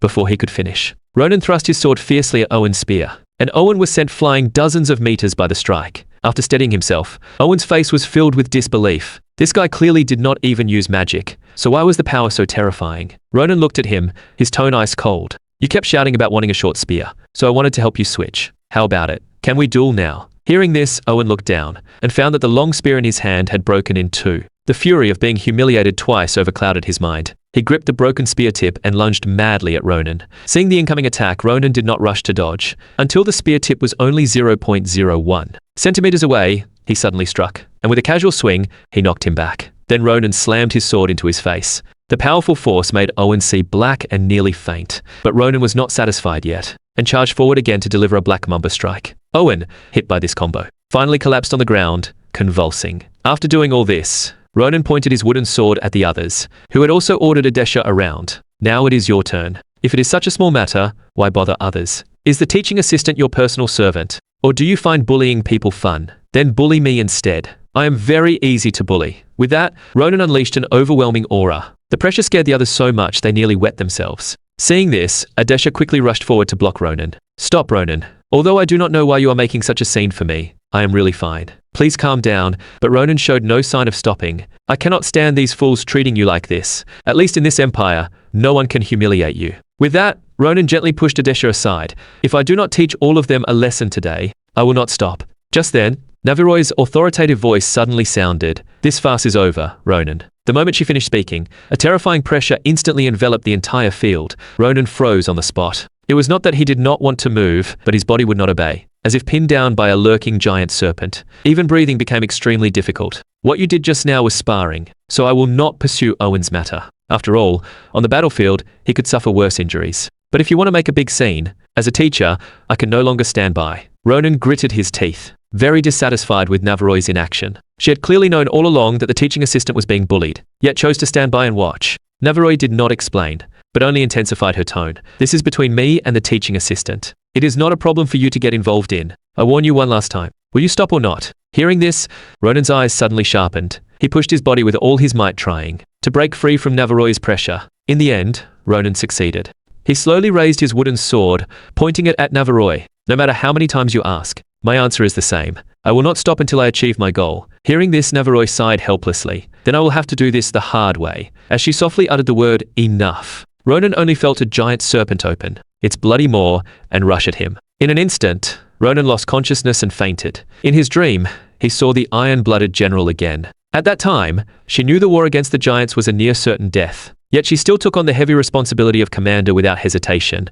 Ronan had once asked her why. She told Ronan, everyone in this world has a mission they cannot refuse. As soon as she finished speaking, the scene suddenly shifted. It was the final moment when the 8-winged giant appeared. The general, after giving him the bead, looked relieved. Ronan, I hope you never forgive me, because I selfishly entrusted the heavy responsibility of protecting the empire to you. Ronan urgently wanted to ask what she meant, but suddenly woke up from the dream, and to Ronan's embarrassment, Adesha was sitting beside him at this moment, looking at him with a worried face. Seeing this, Ronan quickly scratched his head, saying he had only had a nightmare. Adesha was silent for a moment, then asked softly, "You did that to stand up for me, right?" Hearing this, Ronan's face instantly reddened. "No, I did not. I just have always hated seeing people being bullied since I was a child." Adesha could not help but smile. "It seems you are not very good at lying, Ronan." Then she paused, her tone becoming somewhat serious. "I hope you do not hold a grudge against the instructor and Owen because of this. Because all of this was my own request. Originally, only master-level students could take this class, but I repeated a year, and can still only barely control magic. Now I'm able to attend the class. It is a special favor that I am not qualified to enjoy. To prevent Instructor Nabiroje from feeling pressured, I specifically asked Instructor Nabiroje to pretend not to know no matter how the students treated me." After hearing this, Ronan was full of disbelief. After all, in the previous life, General Adesha's presence was awe-inspiring. He never expected her to hit a bottleneck like this. "Since I am enjoying this favor, I should bear the corresponding cost, but I still truly want to say thank you, Ronan." Ronan looked at her and hesitated for a long time. Finally, he asked, "The reason you work so hard, is it because you want to become a Grand General?" As soon as he said this, Adesha was stunned. "How do you know my dream is to become a Grand General? Did I accidentally let it slip?" Then she clenched her fists again, her eyes lighting up. "Although my current strength is still far from enough, I will definitely work hard." Seeing Ronan staring at her without speaking, Adesha thought he found her dream absurd. So she quickly explained to Ronan, "I know this sounds unrealistic, but I will not give up. Everything I do is to achieve it." Ronan looked at the longing in her eyes and felt increasingly conflicted. After all, Adesha's final words in the previous life were for him to tell this life's version of her to just stay a simple tailor. But the Adesha before him had eyes full of determination for her dream. He really could not bear to say those words of advice. Until Adesha left, Ronan never spoke those words. He really did not know what to do. A few days later, Ronan, who was about to sleep, received a letter from Duran. So early the next morning, Ronan eagerly brought Asha and Malaya to the blacksmith shop entrance. But when they entered, they found it empty. Helpless, they could only try to enter on their own. Unexpectedly, after some random pressing by Ronan, he actually found the mechanism on the wall. As the elevator slowly descended, the scene before them shocked Ronan and the others. Because the once prosperous underground city was now a ruined wasteland. Blacksmiths lay dead or injured everywhere. And after Asha's reminder, Ronan noticed that a rock giant was rampaging through the underground city, chasing blacksmiths. Ronan acted immediately, sending the faster Malaya to the academy for reinforcements, while he had Asha use telekinesis, magic to quickly descend with him. Just as several blacksmiths were about to be crushed by the giant's fist, Ronan arrived just in time, with a sharp sword light flashing. The thick armor on the rock giant's chest was shattered. The rescued blacksmiths stared wide-eyed. They could not believe that this kid, with a still youthful face, had killed the rock giant with a single sword. At this moment, Ronan had already landed on the giant's remains, and asked urgently what had happened here. The blacksmiths were still shaken, and tremblingly explained the situation. It turned out that, not long ago, dozens of rock giants had suddenly burst out from underground in the city. They smashed everything in sight, and even tried to kill the blacksmiths. After most of the giants captured Master Duran and several top blacksmiths, they burrowed back underground and disappeared. And the one Ronan had just killed was the last rock giant left here. After confirming there was no more danger, Ronan left Sita and Asha here to treat the injured. He decided to go rescue Duran and Didiwei first. After all, his sword was still in Duran's hands. Meanwhile, deep underground, Duran was holding tightly onto a sword wrapped in grey cloth, while Didiwei, standing in front of him, was covered in wounds, clearly having held on for a long time. Duran looked at Didiwei with a tone full of guilt. Although I am very grateful that you risked your life to protect me, you did not need to stay here. With your transparent armor, you could have escaped safely. You should go. But Didiwei shouted angrily, if you have the energy to say such depressing things, why not? Just swing that sword in your hand. But Duran held the sword even tighter. No. This sword is my masterpiece. So its first swing, which is like a milestone, cannot be tainted by someone like me who does not understand swordsmanship. Didiwei nearly laughed in anger. Now of all times, you crazy old man. Before he could finish, several rock giants had already surrounded them, their giant hands raised high, ready to crush the two into pulp. Didiwei gritted his teeth and took the hit, but the giant's power far exceeded his limit. He spat out a mouthful of blood, and the transparent armor's defensive magic completely shattered. Just as the giant's attack was about to fall again, a red flash raced in. Countless sharp slashes swept through. The surrounding rock giants did not even have time to scream, before being cut into countless pieces.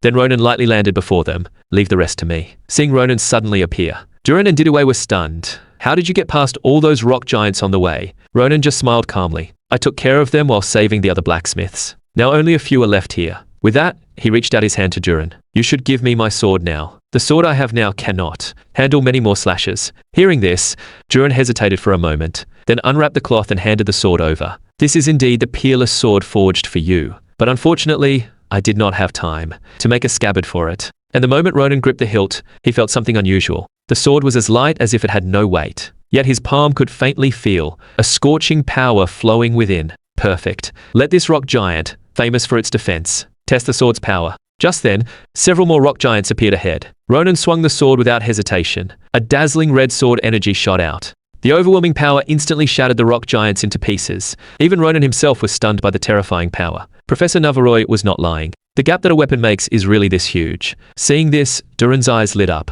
He quickly asked if La Mancha felt comfortable to use.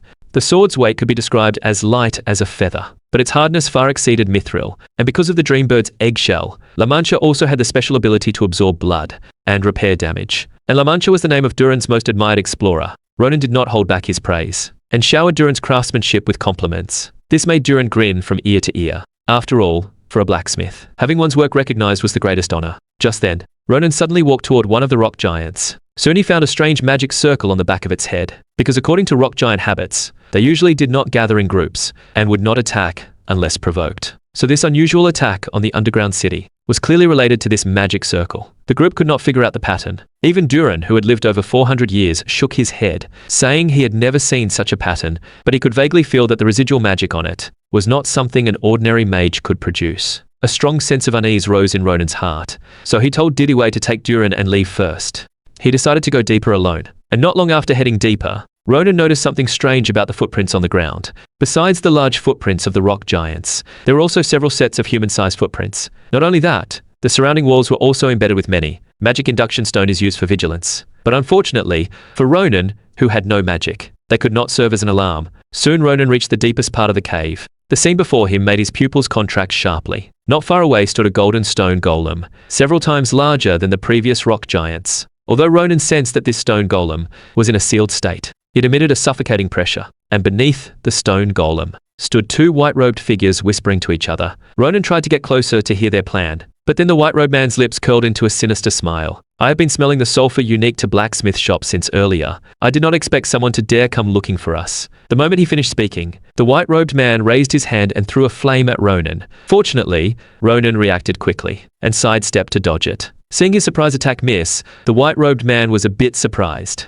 I did not expect you to be quite agile, kid. Then let me tie you up first. Before he finished, countless flaming chains shot out from his palm and wrapped around Ronan. Ronan's heart tightened, being able to instantly cast this level of physical magic. The other party was definitely no ordinary person. Ronan gripped La Mancha tightly and slashed the incoming flame chains to pieces. Then Ronan said with a playful smile, "Who are you two? Even if you are in a hurry to get intimate, you should not choose a place like this." Ronan's arrogant attitude only amused the white-robed man. "I hope your skills are as good as your mouth." The white-robed woman beside him frowned, believing he was completely wasting time. But the white-robed man did not care. After all, our mission is already complete. The underground city's destruction will surely set the Empire's equipment manufacturing technology back significantly, and this empire is about to be submerged by Starlight. If we do not have some fun now, we will miss our chance. These words struck Ronan like a thunderbolt. This was almost exactly what Ahayut had said before dying. Ronan's eyes instantly blazed with anger. What did you just mean, you rats? Seeing Ronan's suddenly fierce demeanor, the white-robed man was momentarily stunned. Why did this kid's state suddenly become so creepy? But he soon snapped out of it,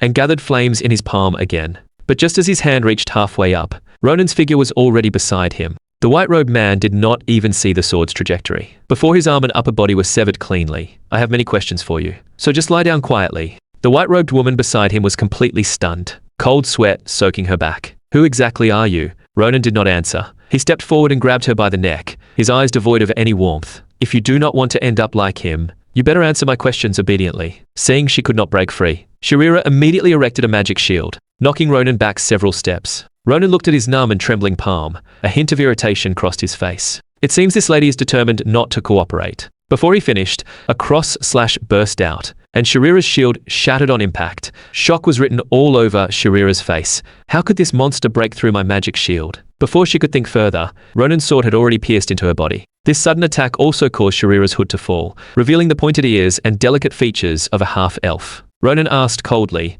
I did not expect you to be a half-elf. What exactly are you and that guy trying to do? But before he finished, a huge fireball was already rushing at him at high speed. Ronan reacted quickly and turned to slash the fireball into pieces. Then he looked up in the direction of the flames, his expression turning serious, because the Edward whose limbs he had severed earlier clearly cared a great deal about Shurira. Hearing this, Ronan thrust his sword again, deep into Shurira's thigh. It seems you still do not understand the situation. I will give you two choices. Either you come with me quietly, or I will tear this elf apart. I guess she does not have the same regenerative ability as you. Fine. I will go with you. Ronan finally nodded with satisfaction. A wise choice. But as his gaze shifted down to Shurira at his feet, he saw a strange cold smile curl at the corner of her mouth. Before Ronan could figure out what was happening, he had no time to dodge, and could only cross his sword to block this earth-shattering strike. The powerful impact sent him flying dozens of meters back. It attracted the kid's attention. Otherwise, I would not have had time to cast the perception-blocking magic, and would not have had time to activate this big guy. Although I only moved its arm, with its terrifying power, that kid must be seriously injured. Shurira, you go back to the cult first and report the situation. But before he finished, his limbs were severed again, and Ronan's figure flashed before them like a ghost. Where do you think you are going? I told you I have too many questions for you. Shurira was terrified and kept retreating. Ronan, forcing his heavily injured body, pressed forward step by step. But just as he was about to act again, Ronan suddenly froze, feeling his body had lost connection with him. He could only grit his teeth and grip the sword to barely stay standing. That last slash had already exceeded the limits of this body. The backlash from overloading left him unable to move. But Shurira did not take the chance to attack. I cannot guarantee I can win if I fight you now, but be prepared. Whether it is your family or your friends. Ronan desperately wanted to stop her from leaving, but in his current state, he could only watch helplessly. As Shurira walked step by step toward the teleportation circle, just as her figure was about to disappear, a furious shout laced with bone-chilling cold suddenly rang out. Stop right there. I also have many questions for you. As the voice fell, the entire mine was enveloped in an eerie aura. Shurira was shocked to find that her body had also lost control. Then a large, bony hand suddenly reached out and firmly clamped onto her cheek. You have committed many capital crimes recently, but what angers me the most is that you dared to hurt my disciple. Before she finished, a giant serpent, almost solid, opened its bloody maw and lunged at Shurira. In an instant, Shurira lost consciousness and collapsed. After doing all this, Nabiroje sheathed her sword and looked at Ronan. Go tend to your wounds first. I will report this to the principal, and send these two to Ruchalan. Hearing this, a trace of surprise crossed Ronan's face. He knew that Ruchalan, known as the Fortress of Lament, was a prison located in the center of the sea. Legend had it that the screams and wails there never ceased, and the jailers would use every means to force confessions. Almost no one ever walked out intact. Thinking of this, Ronan suddenly stood up and grabbed Nabiroje's hand. Then he said in an almost pleading tone, Teacher, could you let me go to Ruchalan to observe their trial? This is really important to me. Seeing this, Nabiroje was a bit surprised. This was the first time she had seen this proud kid lower his head. I will consider it. On the other side, Peruchia had already turned to ruins. Malaya is only in charge of moving things, so she is in decent condition. But Asher and Sita had nearly exhausted every drop of magic healing others. But compared to that, Asher and the others were more worried about Ronan's safety. He said he would be back soon. But now 2.5 hours had passed. A familiar voice sounded in their ears. Are you talking about me? Seeing Ronan arrive, Sita tearfully wanted to heal Ronan, but Ronan waved his hand. I have already been treated. You all rest for now. A few hours later, a black griffin carrying several people in black descended. The leader bowed first. Greetings, Lady Nabiroje. We are here on the Empire's summons to transport the prisoners. After a brief reply, Nabiroje briefly described the two situation. This woman is a half-elf, nothing special. The other one has a strange regenerative ability. Hearing this, a dark glint flashed in the man's eyes. Regenerative ability, is it? It has been a long time since we had such an interesting prisoner at our facility. The interrogator will be very happy to hear this. With that, they took Shurira and Edward and turned to leave. We will contact you after the interrogation. Then Nabiroje turned to Ronan. Ronan, I have agreed to your request. Ruchulin wants to pry open these guys. Once we have news, I will notify you. So be prepared to leave at any time.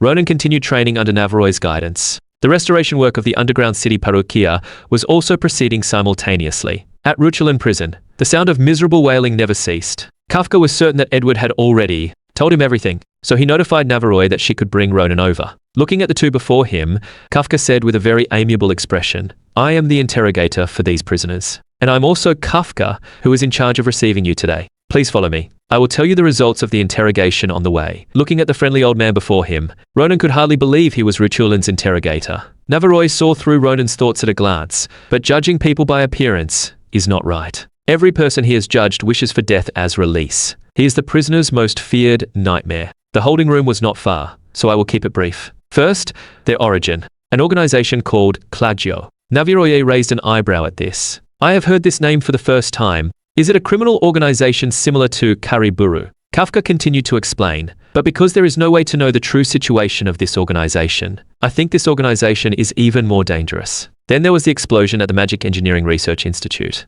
The major incidents of unknown cause that have occurred in the Empire over the past year, most have been confirmed to be their doing. Ronan was stunned after hearing this. Why did they do so many things? So Ronan quickly asked, something like the stars descending. Kafka looked puzzled after hearing this. Seeing this, Ronan could only scratch his head awkwardly. I overheard it when I captured them, so I wondered if it might be related to this organization's purpose. As soon as he finished speaking, Kafka's expression instantly darkened. He grabbed a bird-shaped hood and put it on his head. A sickly excitement flashed in his eyes. I did not expect you two to see my oversight on our first meeting. How embarrassing. It seems I have not been open enough with my friends. I need to give them more sincerity. With that, Kafka's aura suddenly surged. The cold air made even Ronan's hair stand on end. And when he saw Edward and Shurira, Ronan was even more shocked. The once arrogant pair had been tortured beyond recognition.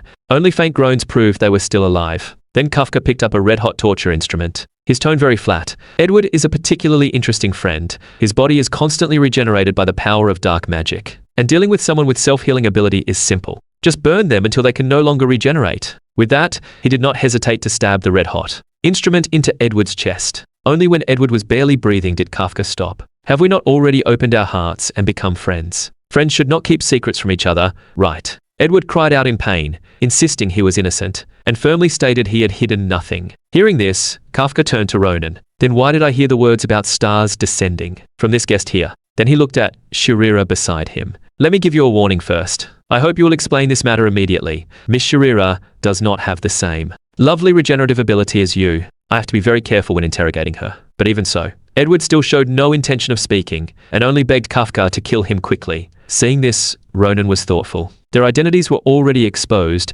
yet they still insisted. Maybe it was not that they did not want to speak, but that they could not. Like those soldiers on the battlefield who held core secrets, to prevent them from leaking secrets to the enemy.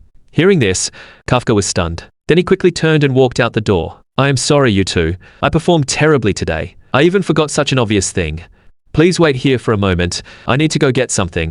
2.5 minutes later, Kafka returned holding an eyeball-shaped, strange object. This is the Eye of Curse, which can devour curses. Usually, when dealing with prisoners who cannot confess because of curses, these lovely little friends provide great help. With that, he pressed the Eye of Curse onto. Instantly, countless tentacles pierced into his head. Amidst the miserable wails, the Eye of Curse kept overflowing with blue light. Only when its pupil completely turned deep blue did the curse removal work end. Then Kafka eagerly asked again, Friend, let me ask you again. What is the stars descending? Edward gasped heavily, his voice extremely hoarse and weak. The stars are eternal. They are the only existence that can save all the weak on this land. And we, as torches, will eliminate all unstable factors. waiting for the children of the stars to descend from beyond the sky. Hearing this, Ronan angrily walked toward Edward. Are the children of the stars you speak of Ahayut and the others? Edward's eyes showed extreme shock. Why do you know the name Ahayut? At this, the weakened Shurira quickly tried to stop him, but it was already too late. Edward's body suddenly swelled rapidly.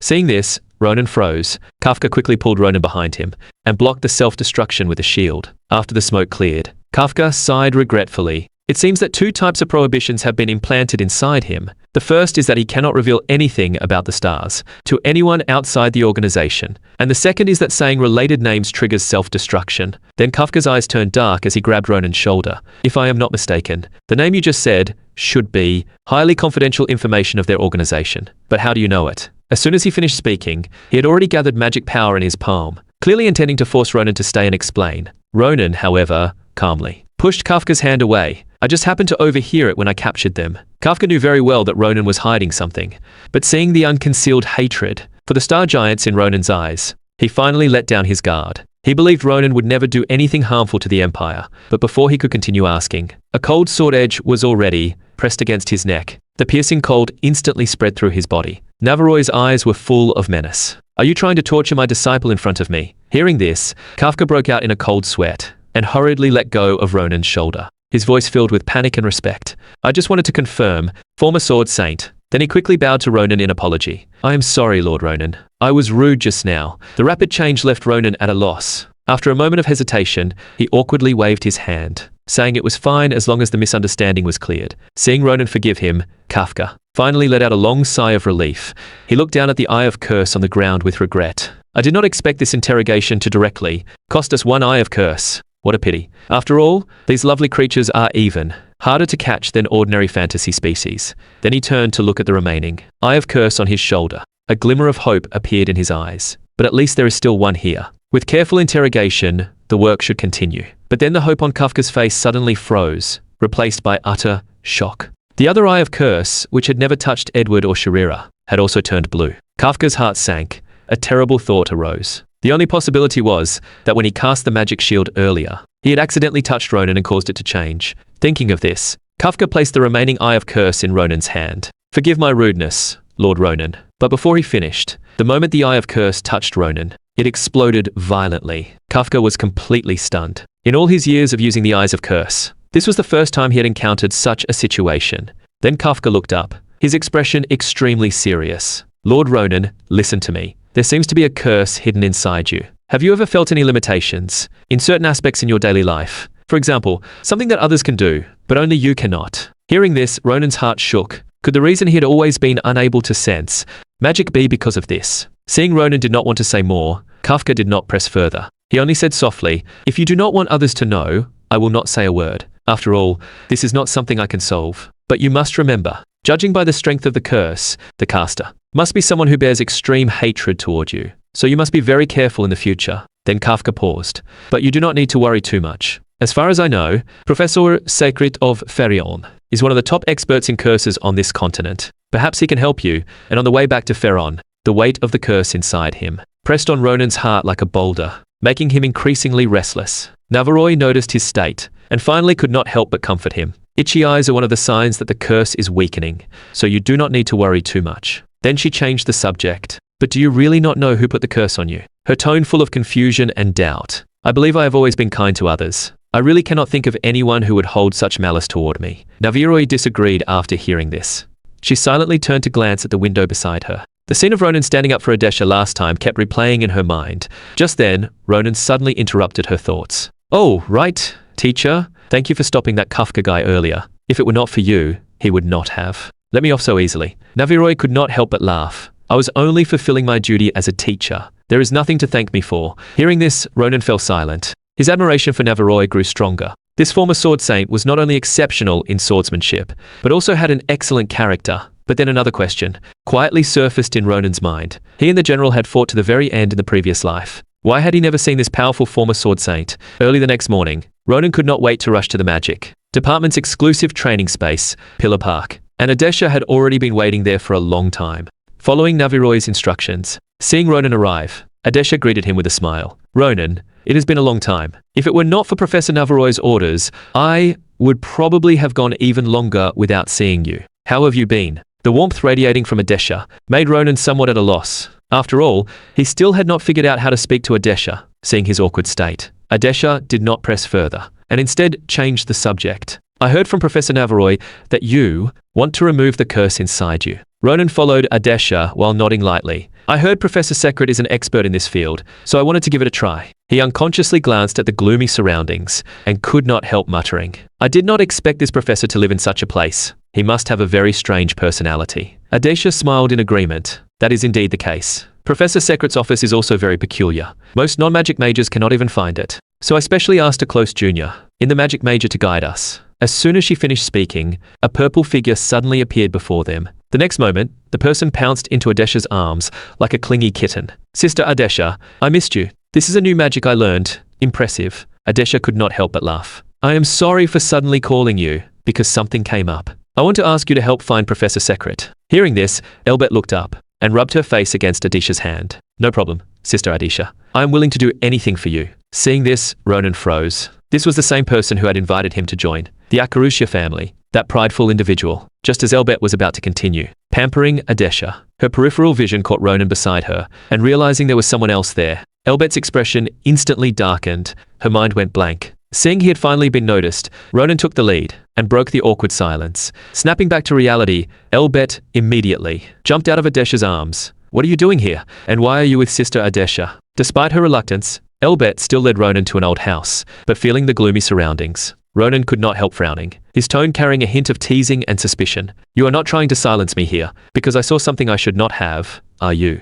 Hearing this, Elbet bristled again. Shut up and just follow me. Then Elbet led Ronan into the house. But what came into view was only a sleeping old woman. Ronan was a bit speechless, and looked at Elbet instinctively. Is this Professor Secret? Elbet did not answer his question, but quickly walked toward the old woman. There is one last step. No matter what you see, do not be surprised. With that, Elbet slowly raised her arm and chanted obscure magical incantations. The next moment, the previously still old woman suddenly opened her eyes wide, her mouth visibly swelling at a rapid pace. A powerful suction burst from her mouth, and when Ronan opened his eyes again, the two had arrived at an office made of countless books. Ronan was completely stunned. He did not expect the entrance here to be so strange. Just then, a child suddenly appeared before Ronan. Are you the new disciple Lady Nabiroje took on? Just as she said, you have a very vicious curse inside you. Ronan looked at the child before him in surprise. Could this guy be Professor Secret? Secret naturally saw through his confusion. Do not be surprised. My actual age is over 80, but we can talk about that later.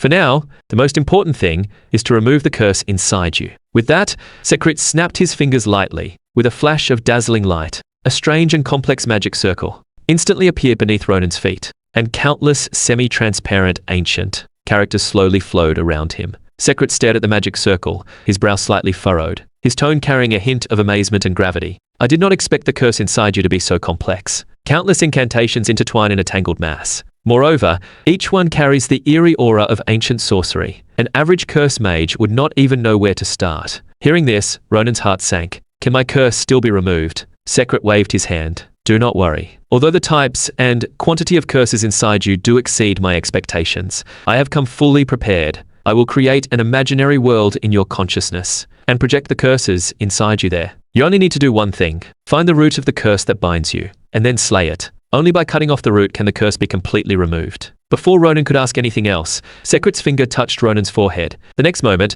Ronan's consciousness was pulled by an invisible force and instantly fell into a pitch-black abyss, losing consciousness. When he opened his eyes again, the scene had suddenly shifted. Ronan looked at the familiar house before him and froze, somewhat dazed. How could the root of the curse be here? A clear and pleasant child's laughter suddenly rang out. Then a young Ilya rushed into the house not far away. I am home, Mom. Ronan instinctively followed his sister into the house. Inside, he saw Ilya leaning over a cradle, her eyes shining as she stared at the baby in it, her face full of joy and curiosity. Little brother is so cute, but why does little Ronan sleep all the time? Is he sick? As soon as she finished speaking, a woman who looked 7 or 8 parts like Ilya walked over, her face full of gentle smiles. Because babies need plenty of sleep to grow up healthy. Of course, if little Ronan really is sick, Ilya, as his sister, you must take good care of him. Hearing this, Ilya excitedly raised her little fist. Her voice, though very young, was exceptionally firm. No problem, Mom. I will protect Ronan for the rest of my life. And Ronan stood there, watching this warm and dazzling scene. He forgot his purpose for a moment, But just then, a piercing door-opening sound suddenly rang out, bone-chilling cold and eerie aura instantly swept through the entire room. Ronan's hair stood on end. A strong sense of unease surged in his heart. He desperately tried to turn and look at the figure at the door, but his body was frozen like a spell. He could only watch helplessly as a blurry dark figure slowly walked in from the entrance. Seeing the visitor, Ilya happily rushed over, but the dark figure suddenly threw off her hand and walked straight to little Ronan in the cradle. His mother thought he could not wait to see little Ronan, her face still carrying a gentle smile. The child is in the cradle. He looks especially like you. But the next moment, the dark figure suddenly raised his palm toward his mother, muttering something under his breath. But Ronan could not hear it at all. Then his mother collapsed straight to the ground. This scene left little Ilya completely stunned. Before she could speak, the dark figure raised his cold palm toward her and repeated the act. Ronan's heart felt like it was being squeezed by an invisible hand, but he could only watch helplessly. After doing all this, the dark figure turned his claws toward little Ronan. Countless curses appeared on his hand, surging endlessly into Ronan's body. At this moment, Ronan finally understood that this dark figure before him was the root of the curse. On the other side, Sekret, who was performing the spell, began to tremble uncontrollably. Even though I came fully prepared, I did not expect all my magic power to be exhausted. The strength of this curse far exceeded my expectations. Elbet had never seen Sekret, Professor, fall into such a predicament, and could not help asking, "Even you say that? Then how many curses does he actually have?" His expression extremely serious. "If we look only at quantity, not strength, he has about 10 curses inside him, and I just exhausted all my magic power, only removing one of them." After the dark figure left, the binding on his body finally lifted. Ronan did not immediately chase after him, but rushed to the two who had fallen. After checking, he found they were only asleep and not seriously hurt. Ronan finally breathed a sigh of relief. Then he gritted his teeth and tried to calm his surging emotions.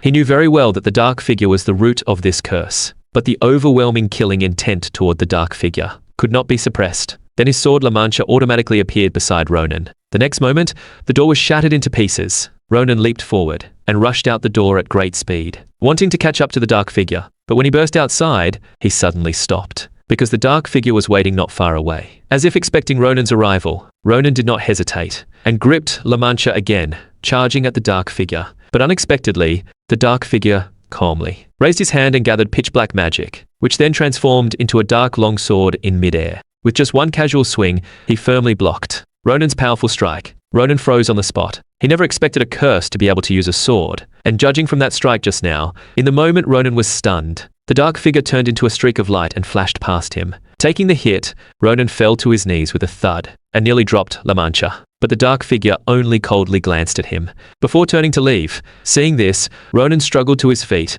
and let out a hoarse but powerful roar. "Why did you do this? From the way my sister and mother treated you, you are undoubtedly my father. But as a father, you not only hurt my sister and mother, but even went as far as to curse me. Can you still call yourself a father?" The moment he finished speaking, raging red magic surged wildly around Ronan. With nothing but determination in his eyes, he used his last bit of strength to charge at the dark figure again. But this time, the dark figure did not defend, only slowly closed his eyes. Ronan did not hesitate, and cut off the dark figure's head with one sword. "If you do not want to talk, I will find out the truth myself. Now get out of my body." And as the dark figure completely disappeared, Ronan's consciousness was abruptly pulled back to reality. Then Ronan shook his head vigorously, trying to pull himself out of the intense battle state. Just then, an old but gentle voice suddenly came from behind. "You are finally awake, Ronan. How was your journey?" Ronan turned his head in confusion and saw an old man wearing the exact same clothes as Professor Sekret. "How did you suddenly change back to an age-appropriate appearance? Is it because of helping me remove the curse?" Sekret chuckled at this. "That has nothing to do with you, do not worry. But Ronan, do you feel anything different about yourself?" Ronan finally focused and felt himself. Then he looked back at the old man and was shocked to see that the other was overflowing with astonishingly vast magic power. "To be honest, when I first saw you, I thought you were no ordinary person. Now it seems you are even more powerful than I imagined." Hearing this, Sekret laughed with relief. "So the curse has been successfully removed." Then Ronan told Sekret everything that takes place in the world of consciousness. Sekret took out a notebook and carefully recorded every detail. "According to you, the curse inside you manifested itself using a memory. Things that even you yourself cannot remember serve as its carrier. And the one who cast the curse on you seems to be your father. But I remember you saying that you and your sister have no memory of your parents at all, as if the memories of them were erased from your mind." To this, Ronan nodded, although I could not clearly see the dark figure's face. "From the way my sister and mother treated him, he must be my father." when he hurt his family. I could feel a strange and heavy sadness from him. Secret took a sip of coffee after hearing this. Your father not only sealed your ability to sense magic, but also tampered with your memories. During this process, some of his memories were accidentally transferred to you. This is a common side effect of memory-related magic. So this Ishich world naturally manifested itself through his memories. As for you being able to briefly use magic before cutting off the curse, it is likely because the blocked perception temporarily recovered, allowing you to regain the ability to sense magic. Hearing this, Ronan looked down at his palm. Several faintly colored lights gently flickered around it. So the light radiating from me now is magic. Secret nodded. Although you can only see it now, to skillfully use and control magic, you still need to remove 2 more curses. This process will be long and difficult. After all, the curses on you are all unknown, and an ancient spell of immense power. With that, Secret closed his notebook. So go back and rest for now. I will notify you when I am ready. Hearing this, Ronan was about to stand up, but suddenly froze, because from some point on, Professor Secret before him had turned back into his childlike form. Secret noticed his gaze and shrugged helplessly. My condition is somewhat similar to yours, and also quite complicated. But Ronan, I have some words for you. I can see you are unsettled now, but I hope you can pull yourself together as soon as possible. Rather than being bound by past memories, it is better to cherish the present and the future. Hearing this, Ronan stood up and bowed deeply to Professor Secret. I understand, Professor. Thank you very much. Meanwhile, in the Parukia mine, upon learning of the rock giant attack on the blacksmith shop, Duke Ujef, Shulripan's father, came personally to the scene. He looked up at the strange rock giant that had once heavily wounded Ronan with a single blow. A hint of surprise flashed in his eyes. I did not expect this rock giant to be even larger than I imagined. But what intrigued Ujef more was that such a powerful opponent had been stopped alone by a first-year freshman. Just as Ujef was deep in thought, a subordinate quickly walked up behind him to report on the progress of Parukia's restoration. This man was Ujef's personal guard, Norton, and also the commander of the Grandier family's night order. Reporting, Duke. The restoration of Parukia is proceeding smoothly. It is expected to return to normal operation in about a week. We are fully investigating the mastermind behind this matter in accordance with your orders. But unfortunately, we have not found any valuable leads. However, through clues from Feleon Academy, I found the student who stopped this disaster. Would you like to meet him? Hearing this, Ujef slowly nodded, a hint of anticipation in his eyes. Then let us go see this young hero first. But as soon as he finished speaking, the rock giant, which had been dormant, suddenly lit up with red light in its eyes, and slowly rose into an attack stance. Norton, ever vigilant, caught this instantly. I'm sorry, Duke. Could you please take cover for a moment? Leave this to me in the night order. But Ujef raised his hand to stop him, his tone extremely calm. No need. We are short on time, are we not? As his voice fell, a dazzling blue light burst from Ujef's eyes, his hand gripping his sword, ready to strike. The next moment, a terrifying blue sword energy erupted. The rock giant, which had remained indifferent all along, shuddered upon feeling this overwhelming power. Then its massive body completely crumbled under that single sword strike. After doing all this, Ujef sheathed his sword and calmly turned around. Let us go. Meet that little hero from Feleon. Back at the dormitory, Ronan had just returned and wanted to rest. Looking at Norton before him, Ronan cursed and asked what he wanted, but Norton's veins bulged instantly, his tone extremely disdainful. Do you know who you are talking to, daring to be so arrogant? Ronan then took a closer look at the man, and was shocked to find that Norton's magic power was unusually eerie, and it carried a strange aura within it that felt inexplicably familiar. Just as the tension between them was about to erupt, Ujef reached out and patted Norton, signaling him to step back. Enough, Norton. After all, it was our rudeness to come unannounced. Then Ujef bowed slightly to Ronan. I apologize for my guard's improper words and actions. If you do not mind, could you spare some time to talk with me? And upon learning that the person before him was the head of the Grandier family, Ronan quickly put away his guard and invited them in. After sitting down, Ujef placed an exquisite sword sheath in front of Ronan. Ronan was a bit confused. Is it just to deliver a scabbard that you came all this way? Ujef took a sip of tea. Master Duran insisted that I hand this to you personally. I have never seen that guy so serious. And the Grandier family's relationship with Parukia is like comrades who have fought together for years. My sword, Prelude, was also forged by Master Duran. With that, Ujef pulled out a token engraved with the family crest. So I'm even more grateful to you. You saved Parukia, and you saved our family's industry there as well. Ronan was instantly startled. If the token Shulripan had given his sister was enough to buy a small city, then Duke Ujef's token was enough to buy 3. Then Ujef took another sip of tea. Malaya and Asher, who acted with you, should have also received gifts by now. I just wonder if they like them. Hearing this, Ronan felt a bit embarrassed, and quickly told the Duke not to worry. He could already imagine the two of them. After some idle chat, Ujef suddenly put down his teacup, his tone turning serious. Now let us talk about something else. How much do you know about the mastermind behind this incident? Can you tell me? As soon as he finished speaking, a terrifying magical pressure suddenly burst from Yujef. I am very interested in these shameless bastards, who hide in the shadows. Feeling this overwhelming aura, Ronan was deeply shocked. So this is the true power of the Grandia family head. After calming down a little, Ronan slowly spoke. Although I do not know how much you already know, these rats are far more insane than you imagine. As soon as he finished speaking, Norton's veins began to twitch violently. Ronan immediately sensed something was wrong. This man named Norton had been motionless since entering, but the moment he mentioned those rats, an eerie aura began to emanate from him uncontrollably. The same nauseating aura as Edward and the others. Seeing Ronan suddenly fall silent, Duke Yujef asked in confusion, Ronan, why did you stop? Are you feeling unwell? Hearing this, Ronan's heart shook violently. Full of disbelief, as one of the top powerhouses on this continent, he could not sense any abnormality at all. Could it be that only I can see it? To verify his suspicion, Ronan continued, Duke, do you know about Claggio, an organization that serves the Star Giants? As soon as he finished speaking, the vicious light in Norton's eyes surged, and that eerie aura grew several times stronger. But Yujef remained completely unaware, and only asked calmly, did you discover all this yourself? I did not expect such an organization to exist within the Empire. Seeing this, Ronan's lips curled into a teasing expression. I pried it out of the two captured members. I only had to cut off their limbs, and they confessed immediately. Those fools even cried and begged me to spare them. How utterly ridiculous. Duke, do you need me to go into more detail? The Duke quickly waved his hand. That is not necessary. I will confirm the rest from Ruchilin's records. Otherwise, I might lose my appetite for dinner. Ronan said no more, because from just now on, Norton had completely lost control of the aura emanating from him. Seeing the fish had taken the bait, he said with a respectful tone, Duke, you can attend to other matters for now. I will write you a letter with everything I know tomorrow. His gaze casually swept over Norton beside him, clearly intended for the other to hear. Soon night fell. Ronan was now fast asleep in bed. A flash of ruthlessness appeared in Norton's eyes. Without hesitation,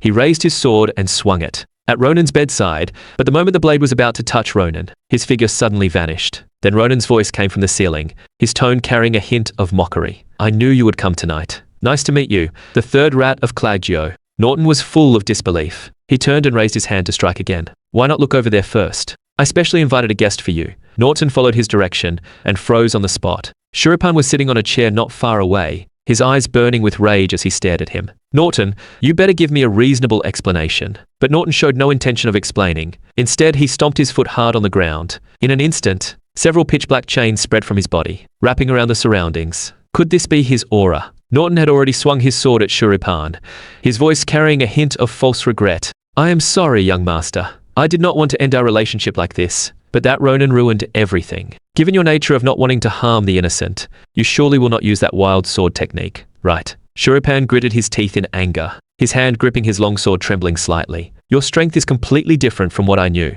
Have you been hiding your true power all along? I believe the family treated you well. When did you start betraying us? With a twist of his wrist, he easily broke Shulripan's guard, his tone cold and decisive. I was never a knight of the Grandia family, determined to kill Shulripan in one strike. Shulripan's expression turned extremely cold, his voice calm without a trace of emotion. I have confirmed enough. Ronan, do whatever you want.